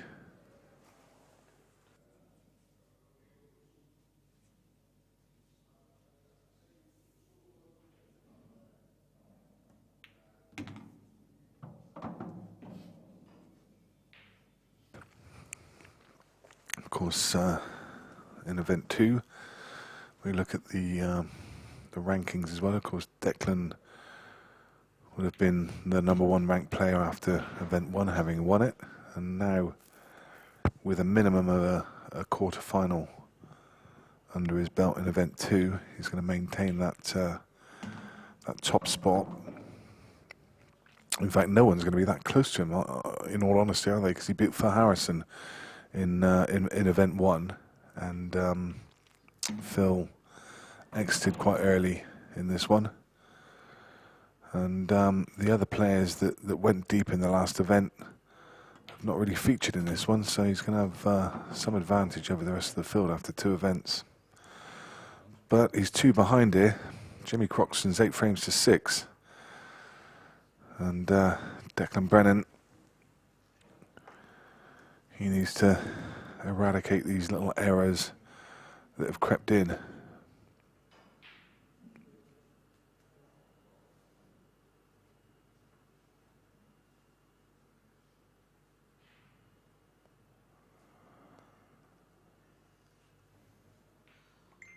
So, Carl Boys has beaten Shane Thompson 11 frames to 6, and Carl, the box office boys, is through. Jake McCartney's 9 up on Craig Waddingham. Jimmy Croxton 7-6 against Declan Brennan, and Adam Davis 7-5 against Callum Singleton. So Carl Boys awaits the winner of Jake McCartney, Craig Waddingham.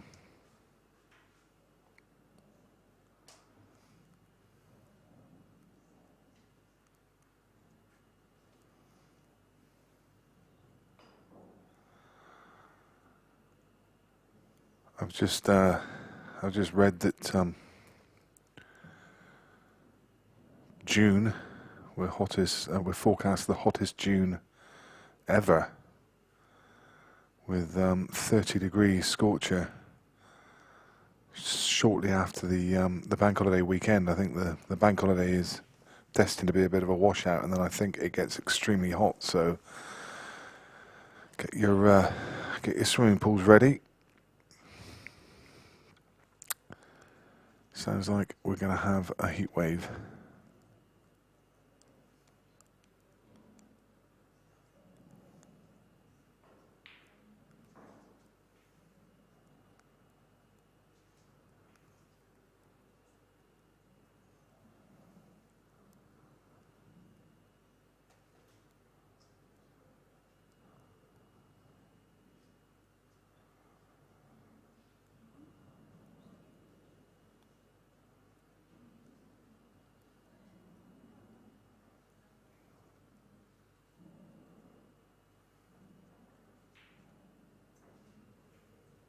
So the players obviously have just stepped away for a quick bathroom break. As you can see from their empty seats, we'll be back with the action as soon as they are.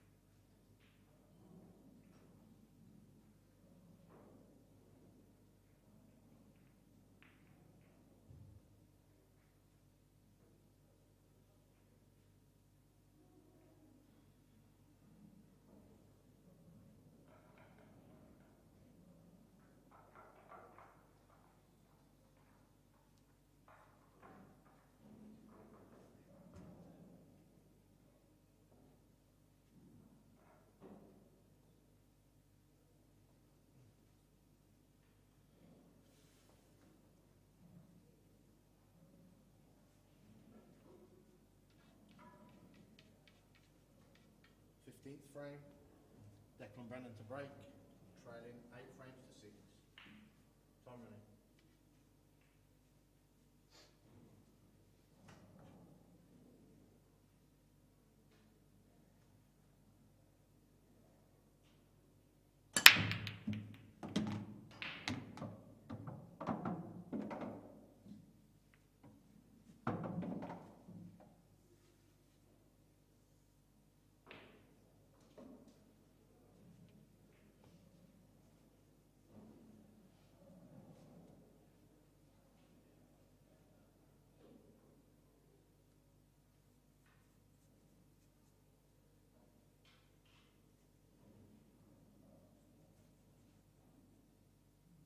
So Declan breaks, finds the ball, and in all honesty,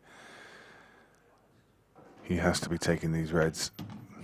I mean, a couple of times now, whereby he's had fairly simple clearances and broken down, but you cannot be breaking down on this one.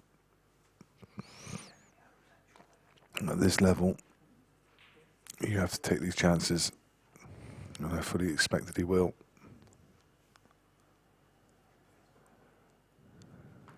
Throughout the entire performance, see, even that, just a glance that just didn't need it. And that could have gone so wrong. If that red goes to side cushion, then suddenly it's really difficult. As it is, it's more difficult than it should be.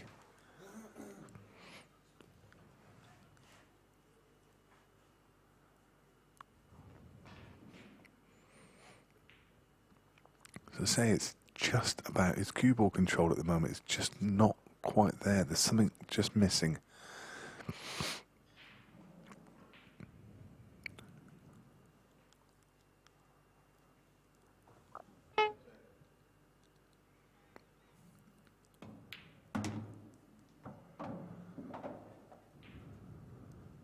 He's still fine. I mean, he definitely got away with one there.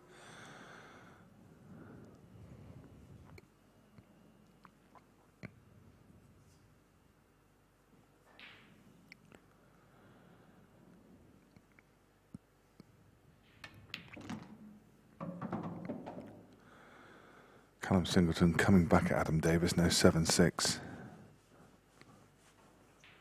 Jake McCartney with a 1 frame advantage, 9-8 over Craig Waddingham.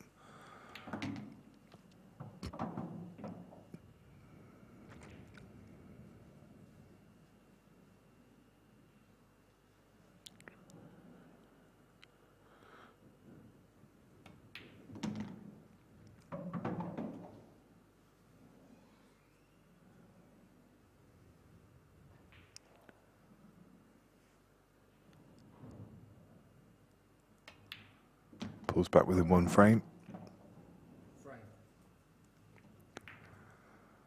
Referee Scott calls frame.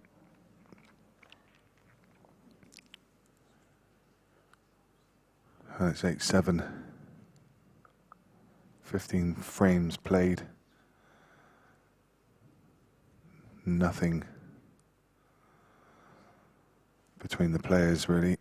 Just that 1 frame separating them. It's been a good match. A few mistakes, but you can understand that. Pressure situation.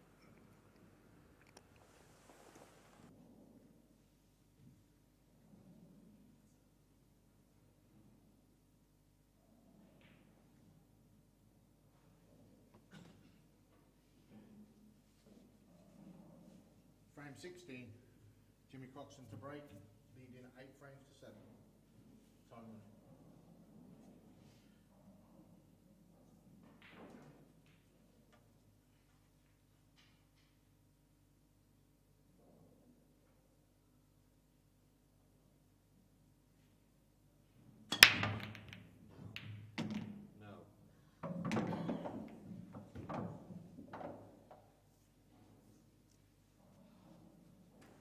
Jimmy, you heard him say no. I mean, that's probably what, Foul. 4th time? third or fourth time he's gone in off. And these are just really unforgivable. If you can keep the ball on the table there, make a clearance, a 2-frame lead at 9-7, he's got a big advantage.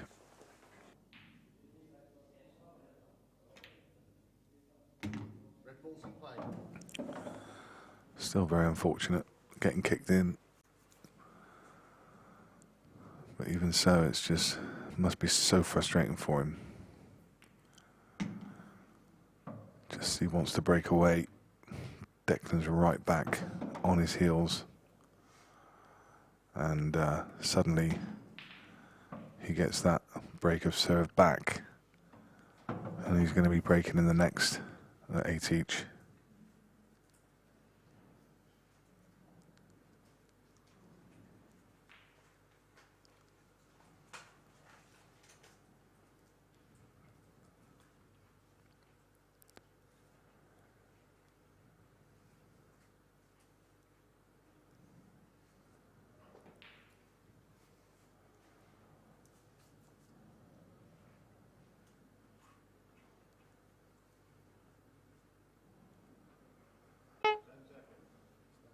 Extension call.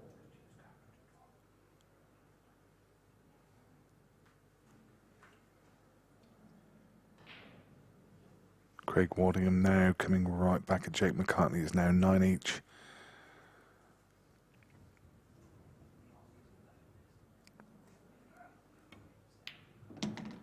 Pot.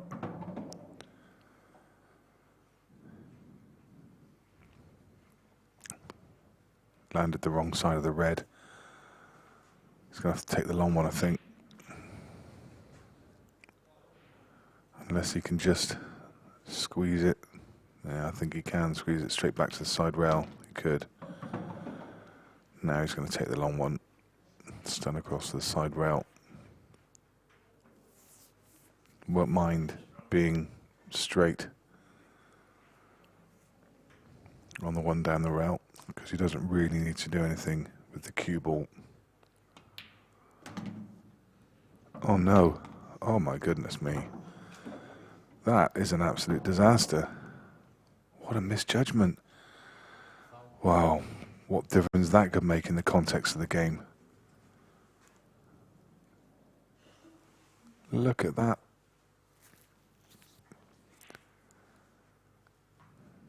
Livid with himself.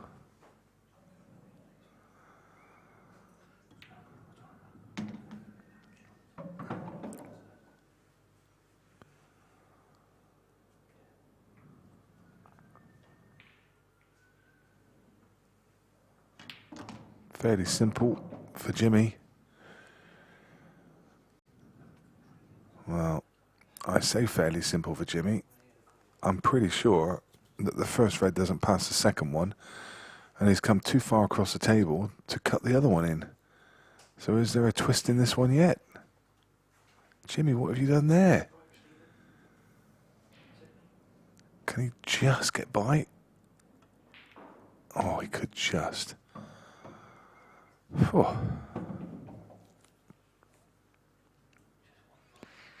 Could play it to the left-hand side of the pocket, which meant he could just nick a bit. Nothing straightforward at the moment.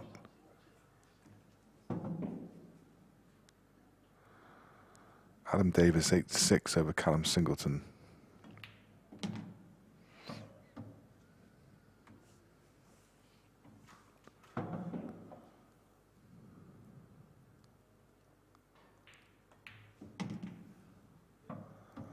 Simple black to restore that 2-frame lead, which he should have never had. As I say, Declan will be steaming inside. 9-7 or 8-all. What a difference, what a psychological difference. You could feel there was a momentum shift right there. Declan has to put that behind him now. I said earlier, he rarely shows his emotion, but as he walked away, Just a little punch on the side of the table, showing how frustrated he is.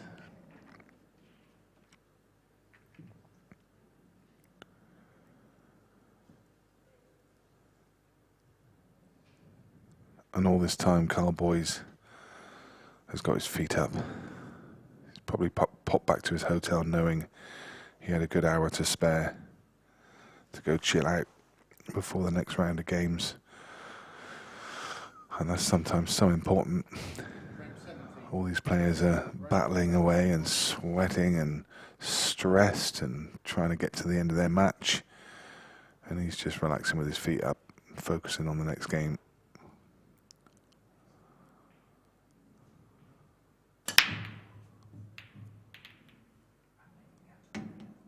Finds a yellow, one of the last balls moving. Another very, very simple clearance. One yellow on the side rail, but you can play that as a plant right now. Looks like the only thing that's even remotely awkward is the black. Where does the black go? I think it may go to bottom right.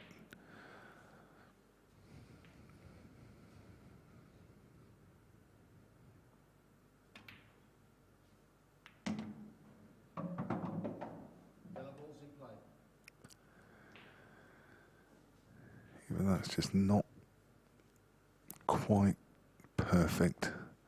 A little bit high on one, a little bit low on the other.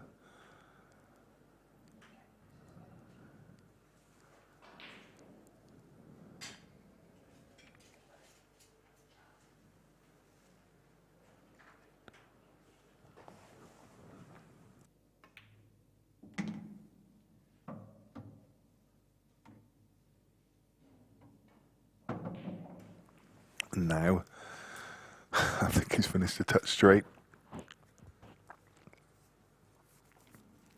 Should still be fine. Just got a bit of angle, I think.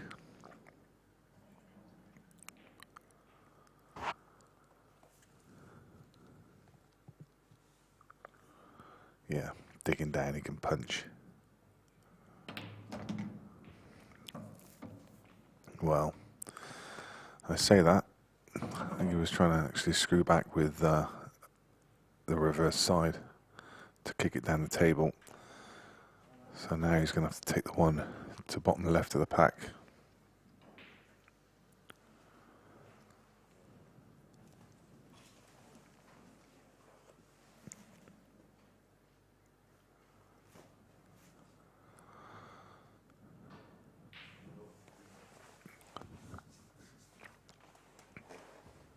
Asking for the rack to be removed.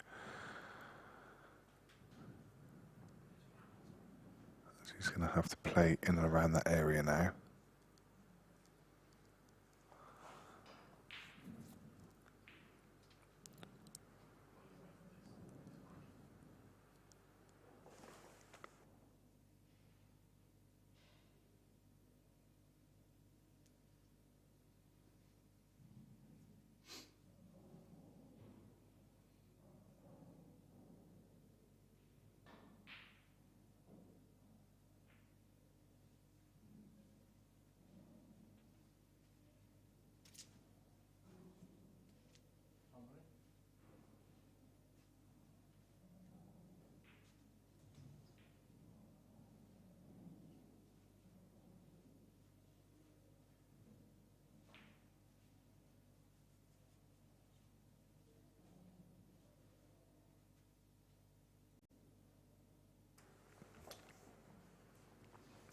Can he play this with drag and hold? No, he couldn't. So it's just... this is nasty now. It's just not getting any easier for him.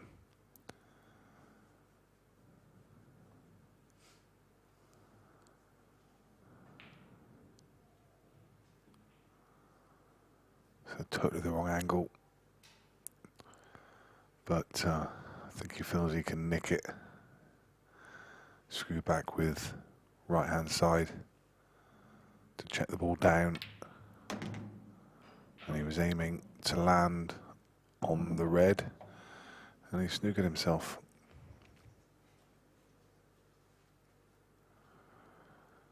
Just not happening for Declan.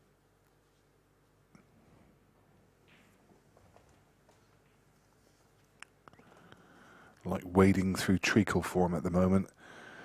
Just can't seem to get that little spark.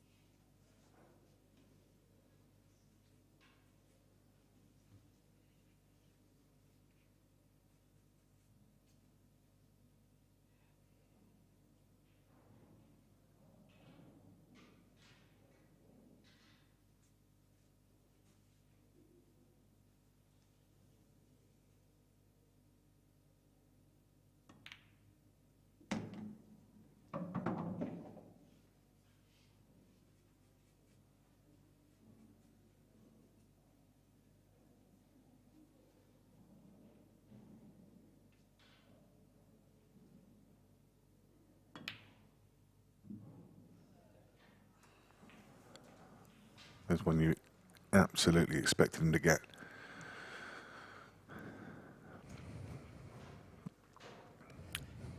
And he has left a real tester for Declan, but one that he must take. What a chance that was for Jimmy to go 10-7.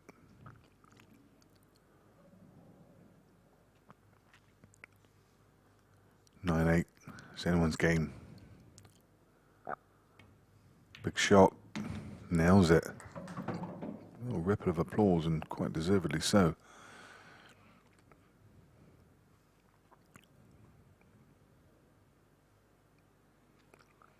That really was a tough shot.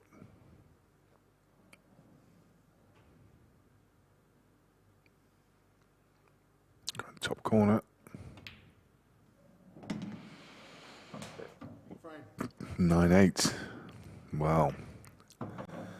Is Jimmy Croxton going to regret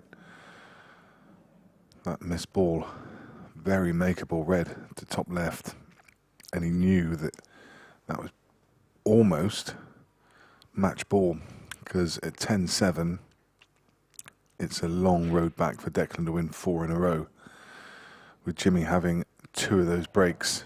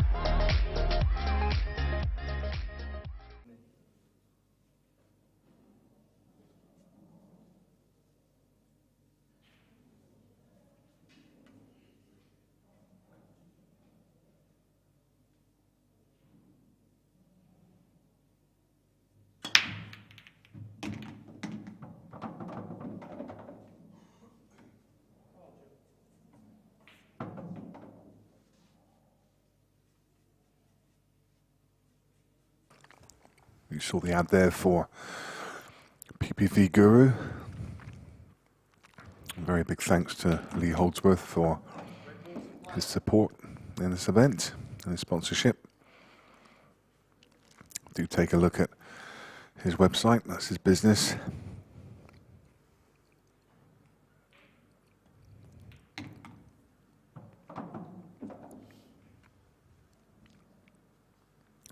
A nice break from Jimmy just when he needed one.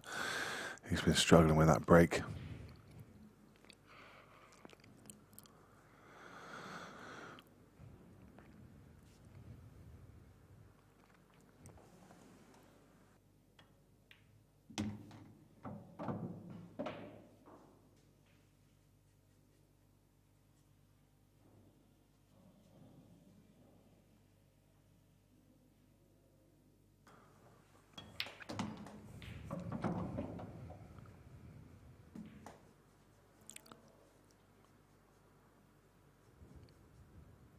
I think he wanted to run that through a couple more inches.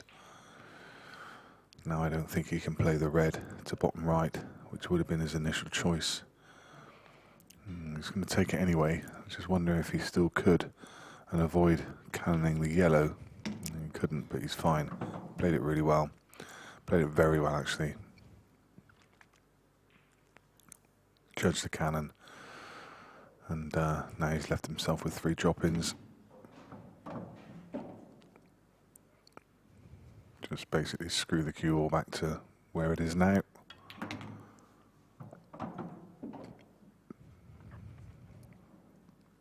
And a simple black to go on the hill.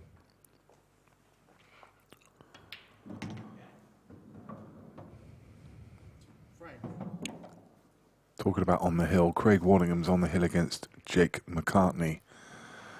And Jake McCartney has been in charge of that game all the way through until this point. Adam Davis is 8-7 against Callum Singleton. Callum really is a fighter.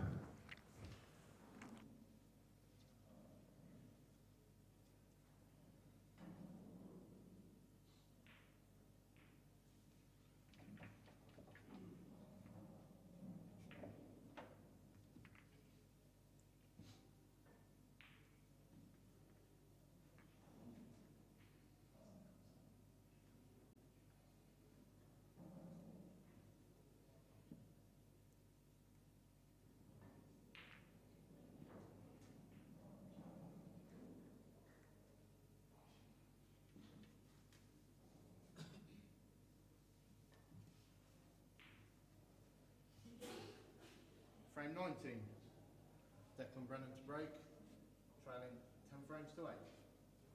I'm running.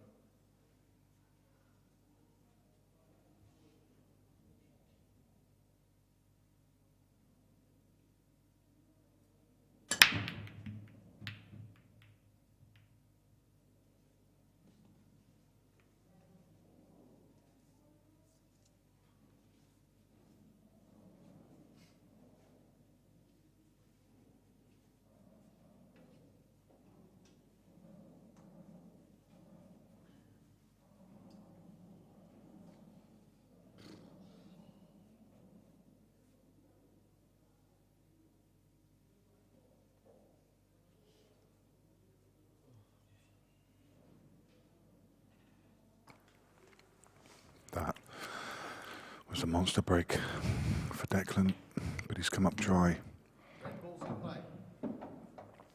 He's given Jimmy half a chance. It's all about the next couple of shots and how this comes out. Jake McCartney's out. Craig Waddingham has beaten him 11-9.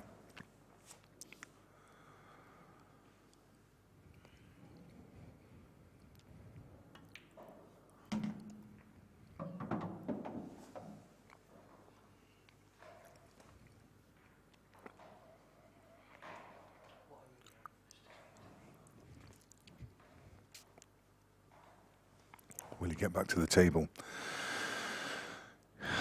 You feel that he will.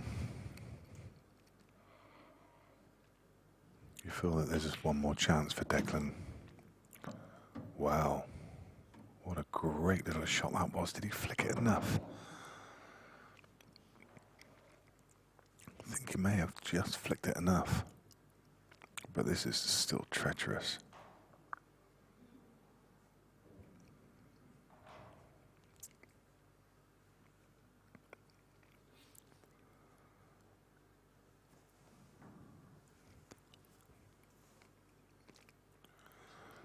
It goes.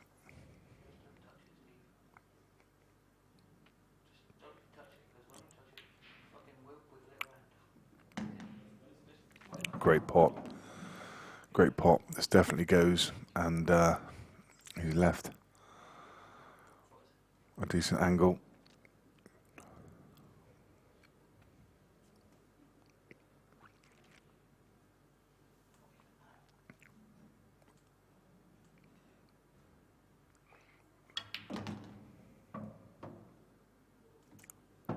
Key shot.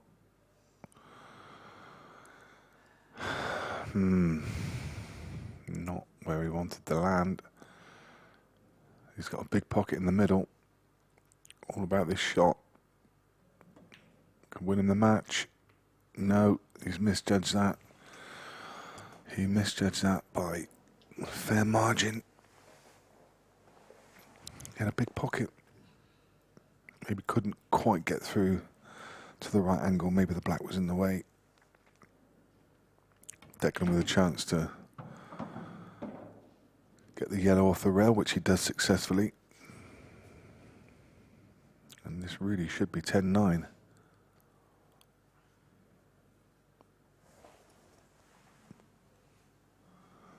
One semi-final already in the bag. Carl Boys will play Craig Waddingham, who will be in the other.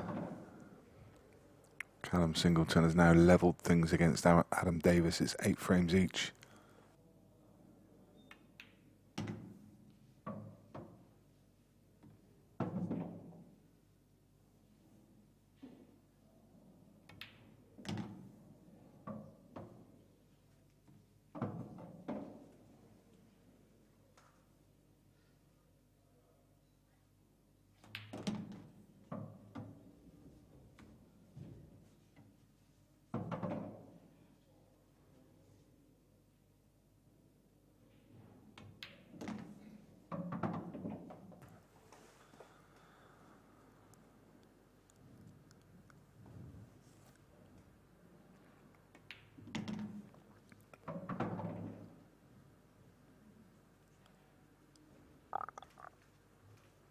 Straight black to pull back within 1 frame.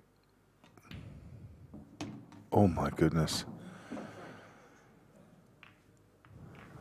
Top knuckling in.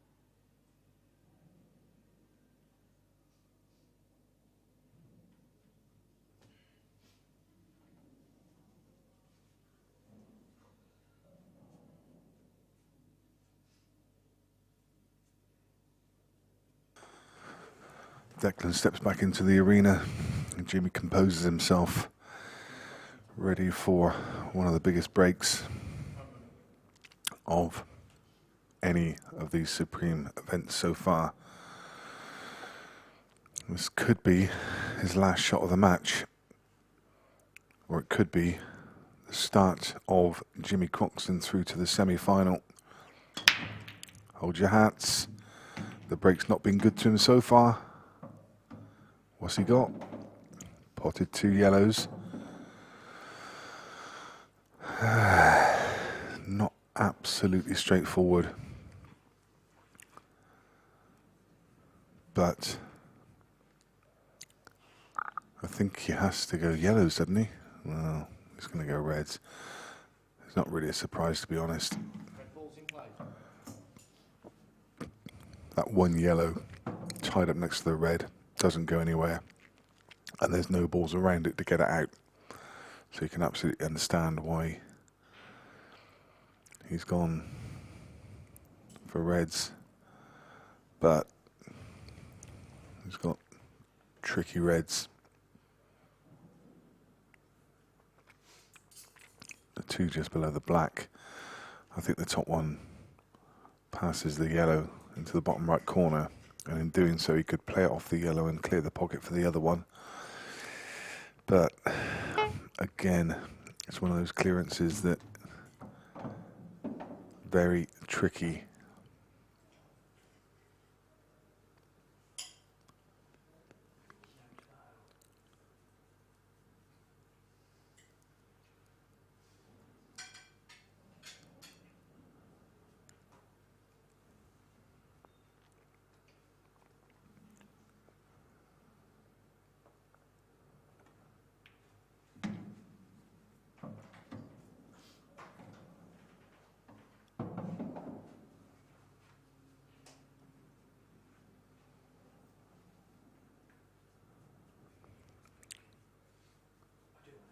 Key shots coming up.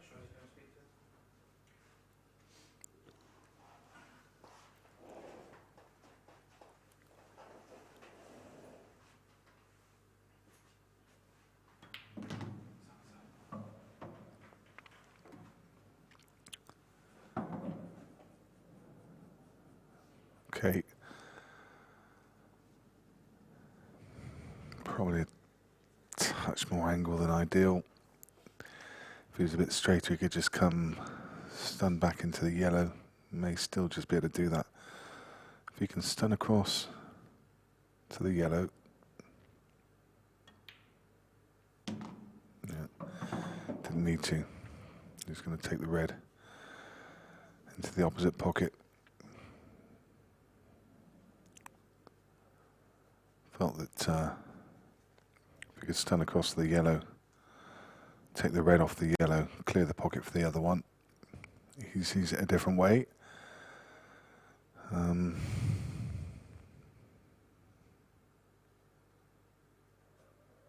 think he's got the wrong angle.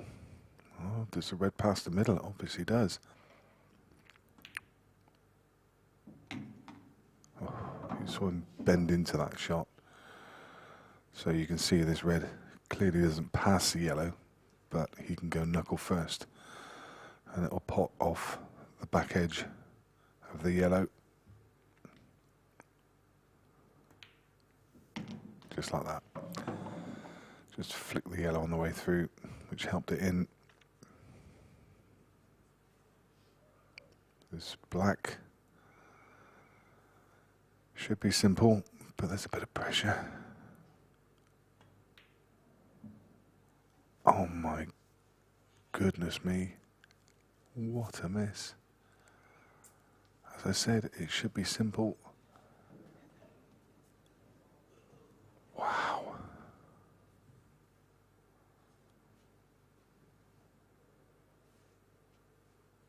He's just saying, I thought that was in.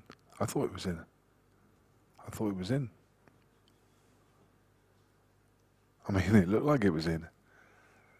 It looked like it was going to drop in off the knuckle. How's it stayed out? Declan Brennan's got a lifeline.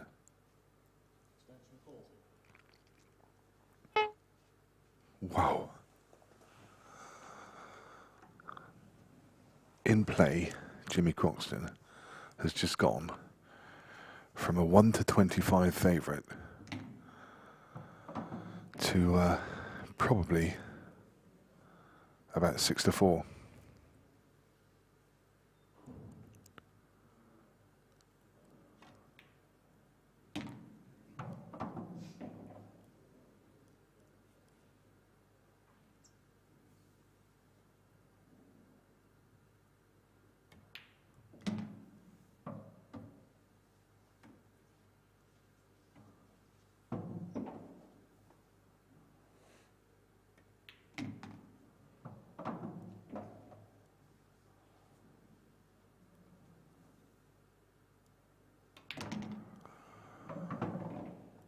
Oh, gee.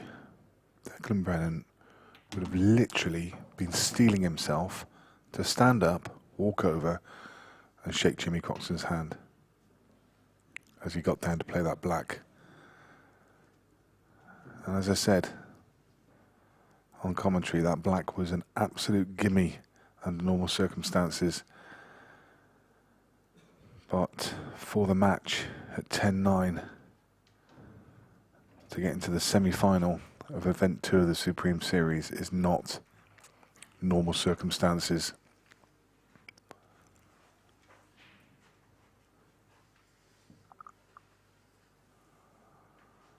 Ten frames each. We've got to decide it.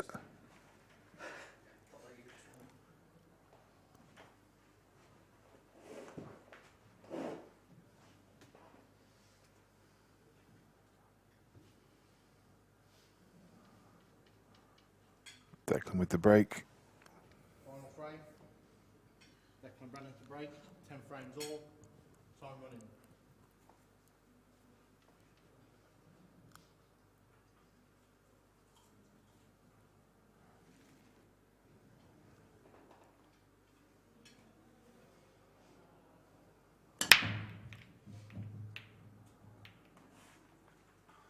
Dry? It's gone dry.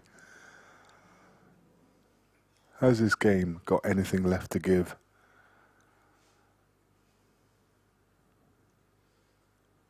I mean, pick your set. Reds or yellows? Really is pick your set. I think he has to go yellows because of the red in bulk that doesn't go to the left and the red on the right side rail.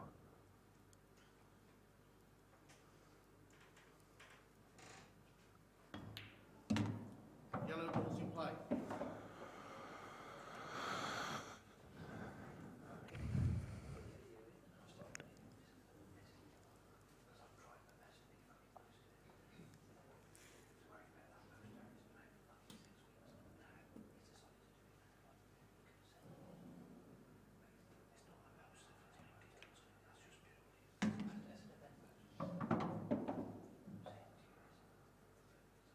Can he hold himself together this time?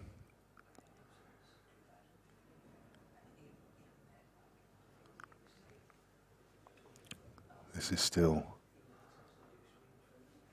very difficult. I think the yellow top side of the left corner bag goes.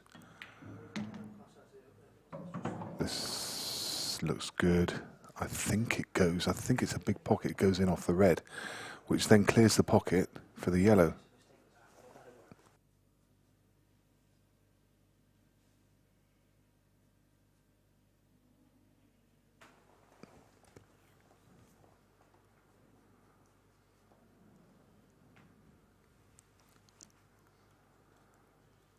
All about this next shot.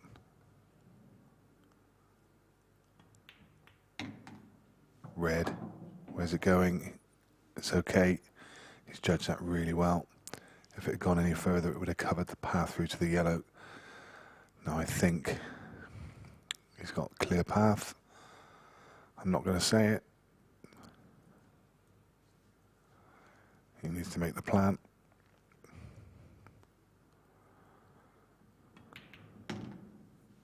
Played at a really good pace, very confident pace, knowing that that yellow was going to come out.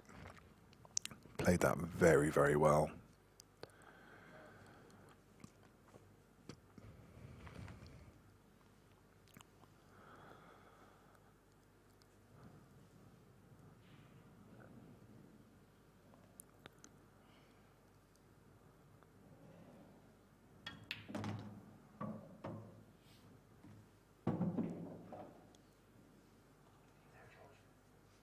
Just drop it in, run the cue ball through 6 inches, wash down across, and now surely, I mean this one is not that dissimilar to the other one. It is just slightly easier, and Jimmy makes no mistakes in the second attempt. What a match. Well done, Jimmy Croxton. His heart would have been in his mouth. He will be absolutely overjoyed to win that game. My goodness me. He's going to come into the interview room. We're going to have a few words with him. And that was, what a game. Incredible. Hats off to Declan Brennan for another great deep run. Just a dry break in the deciding frame has cost him ultimately. But what a great game. We're going to go speak to Jimmy Croxton, and also I think Carl Boys is coming across to join us as well. We'll see you shortly.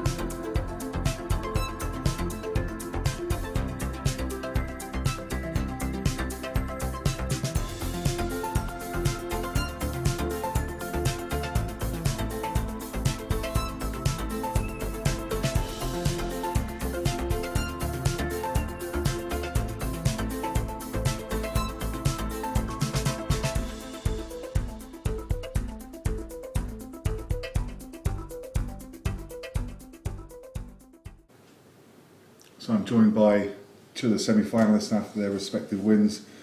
Jimmy Croxton, Carl Boys. Jimmy, to you first. I mean, I was feeling the pressure there for you. I don't know how you played through that. I would have been shaking. Yeah, it was a tough one really. I thought I was hitting the ball quite well, and then a couple of mistakes late on where you're sort of in two minds on certain shots, and you can't do that at this level. Yeah. And obviously the mistakes were made, and Declan punished me, and luckily there that the balls landed quite nice. I took the finish out well, even though they looked quite straightforward under that pressure. They were still harder than they looked. I mean, that missed black in the frame before. Yeah, I mean, it was a tough shot again under pressure. You know, it was an horrible little dink to the middle. I don't know whether it slightly skidded up to the top drawer when I hit it, but miss is a miss at the end of the day. I've got to blame myself and make sure that I don't keep missing. I think we all thought it was in. I mean, yeah, I think everyone gasped, so I think they thought it was in. So it wasn't, and I got punished for it, and got back to 10s, and then you sort of feel into a little bit then. But luckily, like I said, it went my way this time. Is it easy to resettle now for the semi-final? It's never easy at this level. Obviously they're playing the likes of Call and obviously the world's best. It's never easy. You've just got to be straight at it. I think in a couple of my previous matches I've been 10-5 down in 2 matches and won 11-10. You can't keep getting away with that.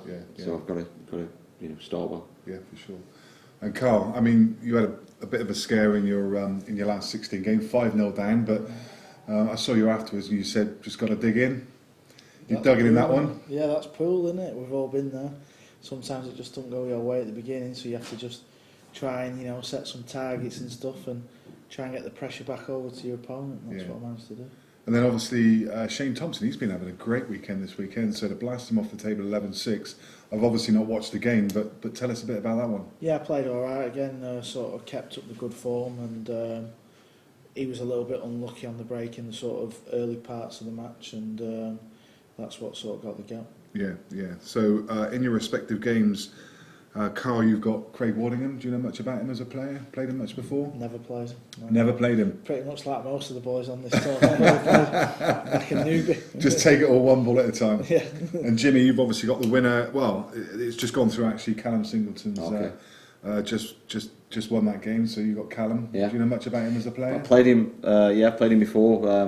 Beat me last time we played. We had a great standard match. So hopefully it'll be that again. But with any luck, the result will go my way. But do you know what? I think you're both thinking exactly the same thing at the moment, because he came off the table yesterday having played Chris Day, and he said, "I should have lost that." He said, "Sometimes your name's written on it." Well, you were 10-5 down and came back and won. And then you've won a Hill game against Dom Cooney. And then you've won another Hill game against Dom Cooney. Having been behind again, what, like 8-2 down against him? Yeah, it was 8-2 down, 10-5 down, and you could sort of see a couple of mistakes he started to make, and I just thought, well, let your arm go. I was sort of found myself trying to get perfect every time on position, and you can't always be perfect in this game, and I'm sort of pulling out of shots, and so you can't keep getting away with that. I've just got to start well, and if I play well, someone's got to play well to beat me. Both can be intriguing matches. Best of luck in your respective semi-finals. Be great to see you in the final playing each other, wouldn't it? We'll take it. Best of luck, guys. Thanks very much. Thanks very much. Join us for the semi-finals. Not sure who's going to be on the arena or 11 yet, but we'll sort that out. You can see that on Q Score. See you shortly.